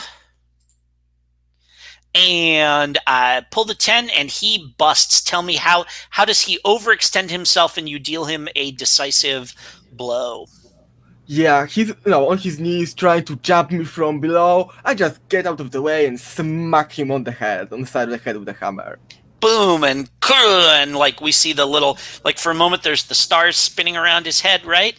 And he roars and like snaps the spear over his knee and comes up with like the spear in one hand and the haft in the other. And that eye starts to glow. And you guys get to draw first for this. And this is going to be Min. This is you, I think, right? That's right. Yeah. What do you? Let's see. You're going in against him. How do you open this like last round of the fight here? Did it come out? Did it work? I see 2 of diamonds. Oh, okay, yeah. 2. Oh. What's your tentative opening move? Yeah. Yeah, I think this time we'll go a different direction, and we'll see her throwing rocks at him from a distance and like trying to circle him and confuse him and anger him. But yeah, trying to kind of control his position on the battlefield. Got it. All right, cool. And so he is going to draw. And that eye glows up, and he starts, and like that beam comes out and starts tracing along the ground towards you.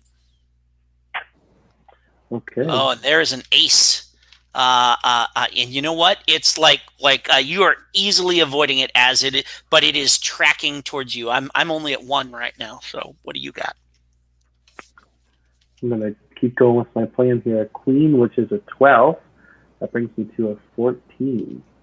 Yep. And I'm gonna use my. So do I need to wait for his draw or use my 7 to do 21? What does that look like?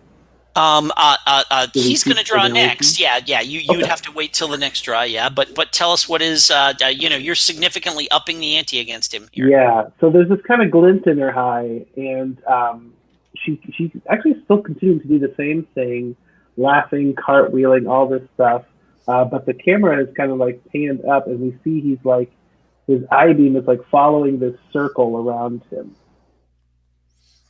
Yeah. Oh, okay. I get it. That's pretty cool. Yeah. All right. So I'm gonna draw as he keeps zapping away. That puts I got a 6. That puts me to 7. What are you gonna do? What's this? How's she set him up for final blow here? I could draw and substitute, but I think I'm just going to go ahead and use my 7 of diamonds here.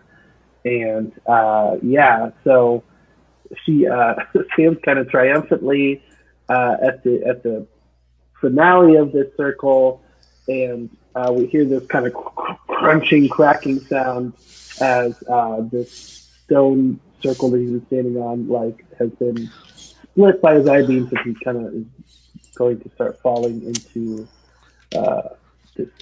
All right, let's see. So you guys are at 21. I'm at 7. And that's 3, putting him to 10.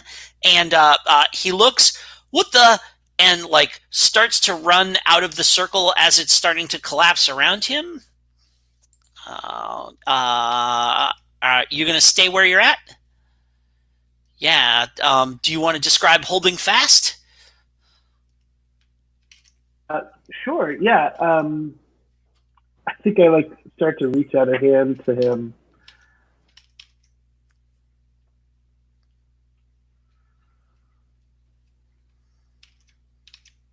Get ready for a. Oh, sure. There we go. Excellent. Got it. Okay, cool. Very classy. Because we know he's not going to be our friend this time. We're not winning the 3 here. You got me because I thought there was more coming. So, and there's the jack that which is the 11 that puts me 11 and 9, which puts me to 21. 20 or 21? You said 11 plus 9? Jack's 11. I've got the jack, a 3, a 6, and an ace. Oh, the ace. 21. So crash together. It's a stalemate. So let's pause for a moment. Talk rules wise. What does that mean? I must note that we've got about 20 minutes left because we want to end with an hour to spare before the next game. So I think we should be slowly winding down. Complete agreement. Absolutely, yeah. So, just real quickly, it's just a question of what does the time mean?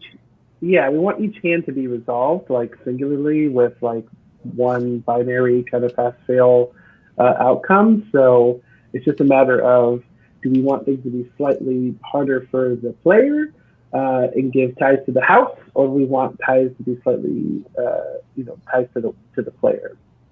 I'm for ties going to the villain. I think it will result in more interesting outcomes.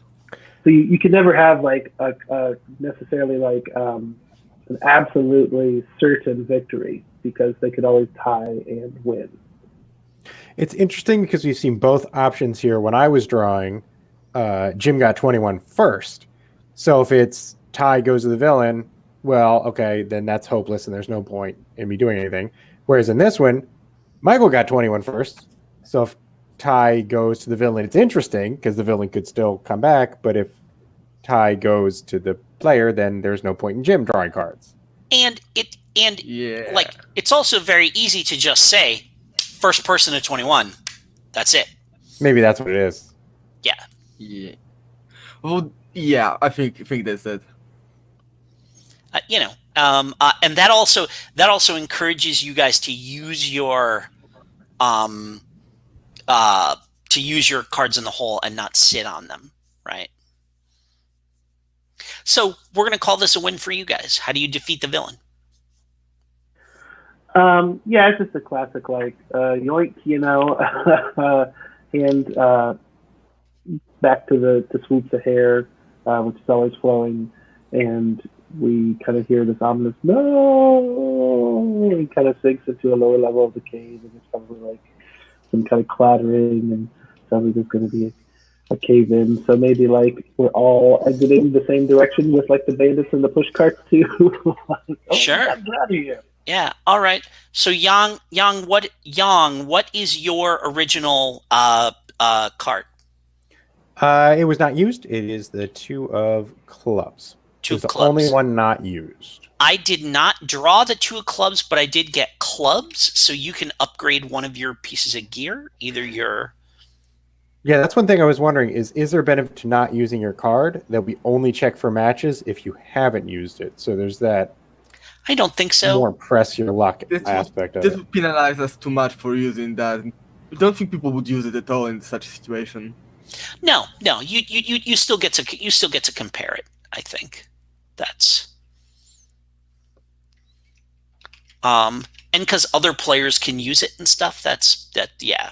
So upgrade 1 piece of gear, and ping. You are 10 of hearts. That's correct. I did actually draw a 10 of hearts. So what I'm going to say is, you can upgrade a piece of gear, and you go from 0 to 1 on effectiveness. You level up because you match the card. All right, I don't understand the distinction between the two. I thought the upgrade meant going to 1. What do you mean? Actually, you know what? We don't want to mess around with character levels, right? Yeah, I don't think so. Sure. Okay. So you matched the card, so you can upgrade both of them. Cool. Your whatever your gear and your thing that you're wearing. And what do we got for Min? 7 of diamonds. 7 of diamonds. Did not draw 7 of diamonds, but I did draw a diamond, so you can upgrade a piece of gear. Cool. And give it a new adjective and whatever, stuff like that. And boss is defeated. And I think this was it, you got 2 out of 3, right? So what we said was that meant that boss is defeated. You managed to stop the the raft before it floated away, before they got away. So you're able to bring the food back to the village. But he whatever darkness that was in him kind of fades out from his eye, but you're not able to imbue your starlight into him. And so he's not going to become a character. So I feel like, you won the boss fight. We've got 15 minutes to do whatever, debrief and talk about what this means, where it goes, what we liked and didn't like, and I think go from there, right? That's on you, Zach. Oh my. All right. So first things first. Oh, how is everyone feeling?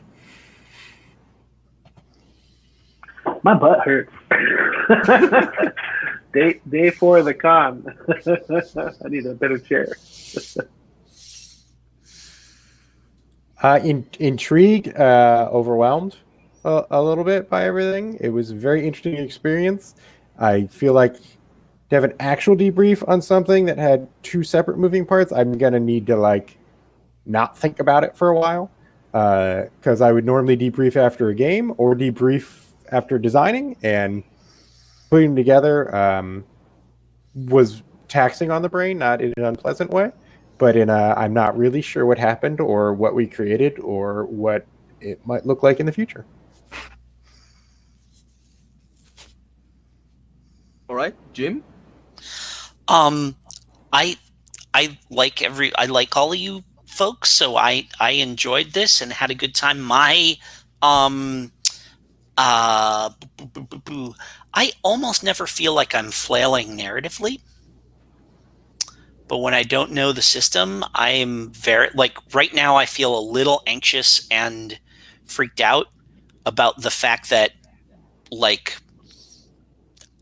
I'm doing actual game design that I am not comfortable with, that I don't have a facility with, that and the natural process of just sort of banging away at stuff to see what it to see what works and what doesn't feels like failure to me. And I presume that this is a regular part of the process, and it's just not a process I'm familiar with. As far as game design, you mean, versus play? Yeah. I would agree wholeheartedly with that. Like, it is 80%, 85, 9% failure, and like, okay. But I mean, that's sort of what's weird about this. Is like different things make my game design brain happy than versus my playing brain, and Sure. like they're like really diametrically opposed things. When I'm playtesting, I love when stuff fails, and I'm like, Yeah. oh crap, that's what I need to fix. I can't wait to get back in the lab and see what makes that work. Whereas if I'm playing and something breaks, I'm like, well, that just ruined the game. I also don't. I'm also, I think, not inclined towards mechanical innovation. So I'm always like sort of like defaulting back to what have I done before that's worked, and how can I take this thing that worked, maybe mash them together a little.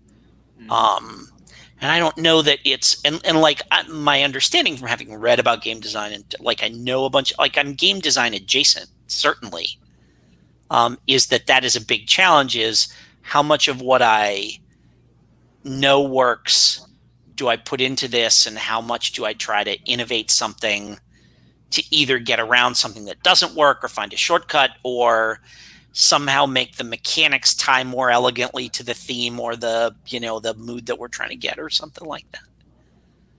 So Yep. Right. On my side, I feel a lot of anxiety involved here. Like, we are designing the thing, we are testing it the same time basically, and at times I had this low-key panic. Okay, but what if we are doing something horribly stupid, and the next 15 minutes of experience will be horrible, and we won't have any idea how to fix it, and the next bit of testing will be horrible, and it will just compound into madness. But overall, it didn't work out like this. It worked out fine. Yeah, I think it's a really interesting experience, but I think it might be easier on me if I did it in person, because I'm always super anxious around video conferencing software. Even a simple software like this, it just makes me super anxious. I don't know why.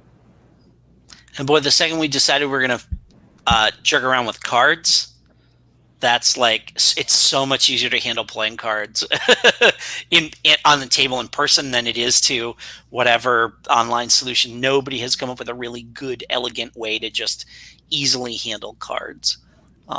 So feedback wise, Keith, I get what you were saying about that first way of doing it feeling like the players are kind of OP or like whatever, like it's really tough to beat them. In my head, it felt grindier and more narrative and more like one of these JRPG games. That first way we did it because then players had an ability that they could bring to bear. Like we were a lot more freely able to bring narrative stuff in when the cards swapped like that. But it was awfully abrupt in the like we had a couple of things where it was like 2 cards and done in the second iteration of it. I don't know. I have a better, more emotional answer to the initial question beyond bothered, so it's kind of flippant. Yep. Let me rephrase a little bit. So I started out with this idea of this question, like, can this be done? And I feel confident that it can, and putting myself with the three of you and working together towards that common goal, there was a little bit of stress about like, are we going to be able to work together to do this? Like, are we going to succeed? But at the end of the day, I feel happy because we were all very excited about that possibility. So that is kind of the feeling I'm feeling now. Like, I don't know if this is a good game, but it's a possibility that people are excited about, and that doesn't seem unattainable. So that's where I'm at right now in my headspace. So you're talking about you were wondering the 108 cast, if that was possible, and you think, yeah, it is a thing that could happen. That was one thing that I was thinking, like, it might be helpful in future Playstorms, because it would be interested in doing it again, is making a very laser focus. Because I think sometimes we're like, well, we're interested in also this part of it and this part of it. And that to me was like also making my brain go in different directions. Whereas if I remembered, all right, we want to see, can we have a cast of 108 PCs, quote unquote, and that is the thing we're doing, and everything else should be in service of that. I think it would have been less confusing and a little meandering in my head. Yeah, I must agree. We rather quickly drifted towards JRPG emulation, which was fun, but wasn't necessarily in service of our overall goal of this big cast. I think maybe if we try to make it like, because we focused on these sections as I called it, zoomed in, yeah, and focused on these mechanics, but we haven't done much with the tools and the kind of possibilities of this larger scale play. And I think that's more important in this kind of game. Like these tools that tell us, okay, these characters do this, these characters go there. How do we decide when to zoom in and with whom and stuff like that. I think that one thing that we have solidly taken from this that is useful for this 188 characters setup is the simple character creation, which we've proven here with these two pickups that it's possible to do it fast and on the spot. That's good. But the core question, in my opinion, the core design question, is this feasible, isn't necessarily answered here. We have a solid maybe, similar to what we began with. I don't say that it's a bad thing. It was a lot of fun Playstorming with you today. And I think we've done something very interesting. Not exactly what we set out to do, but still good. So I'm going to pledge here that in 1 week's time, I want to reach out to you folks again, do another just online chat over text to debrief a little bit further, because I agree, Keith, it's a lot to consider. My brain is a little swirly right now. And it'd be cool to be able to look back at this and say, like, hey, how you feeling now? Or do you have any more thoughts? Because yeah, I definitely like that debrief buddy concept. Zach, if you're able to drop us a line with a way to get in touch with you over the internet, that'd be cool too. Oh yeah, I'm actually present on the Gauntlet forums. I think it'd be easiest to find me there. I use the same nickname as here. Find you there. Okay. Any other debrief questions for us, Zach?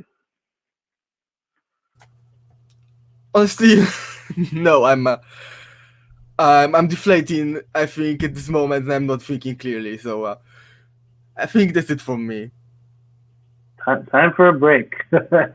Another hour. I don't have a game scheduled for the next slot, but if you folks have more games, I definitely hope that those go very well for you. I do want to thank you all again for agreeing to participate and being present with us, and sort of leaning into the procedures of the Playstorm. I really appreciate that.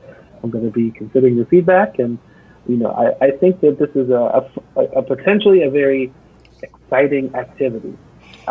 Maybe not always fun, maybe not always the success doesn't necessarily come from the game we create, the story we tell. I like to think it's greater than some of its parts, but I want to improve upon that procedure to try to make it better each time.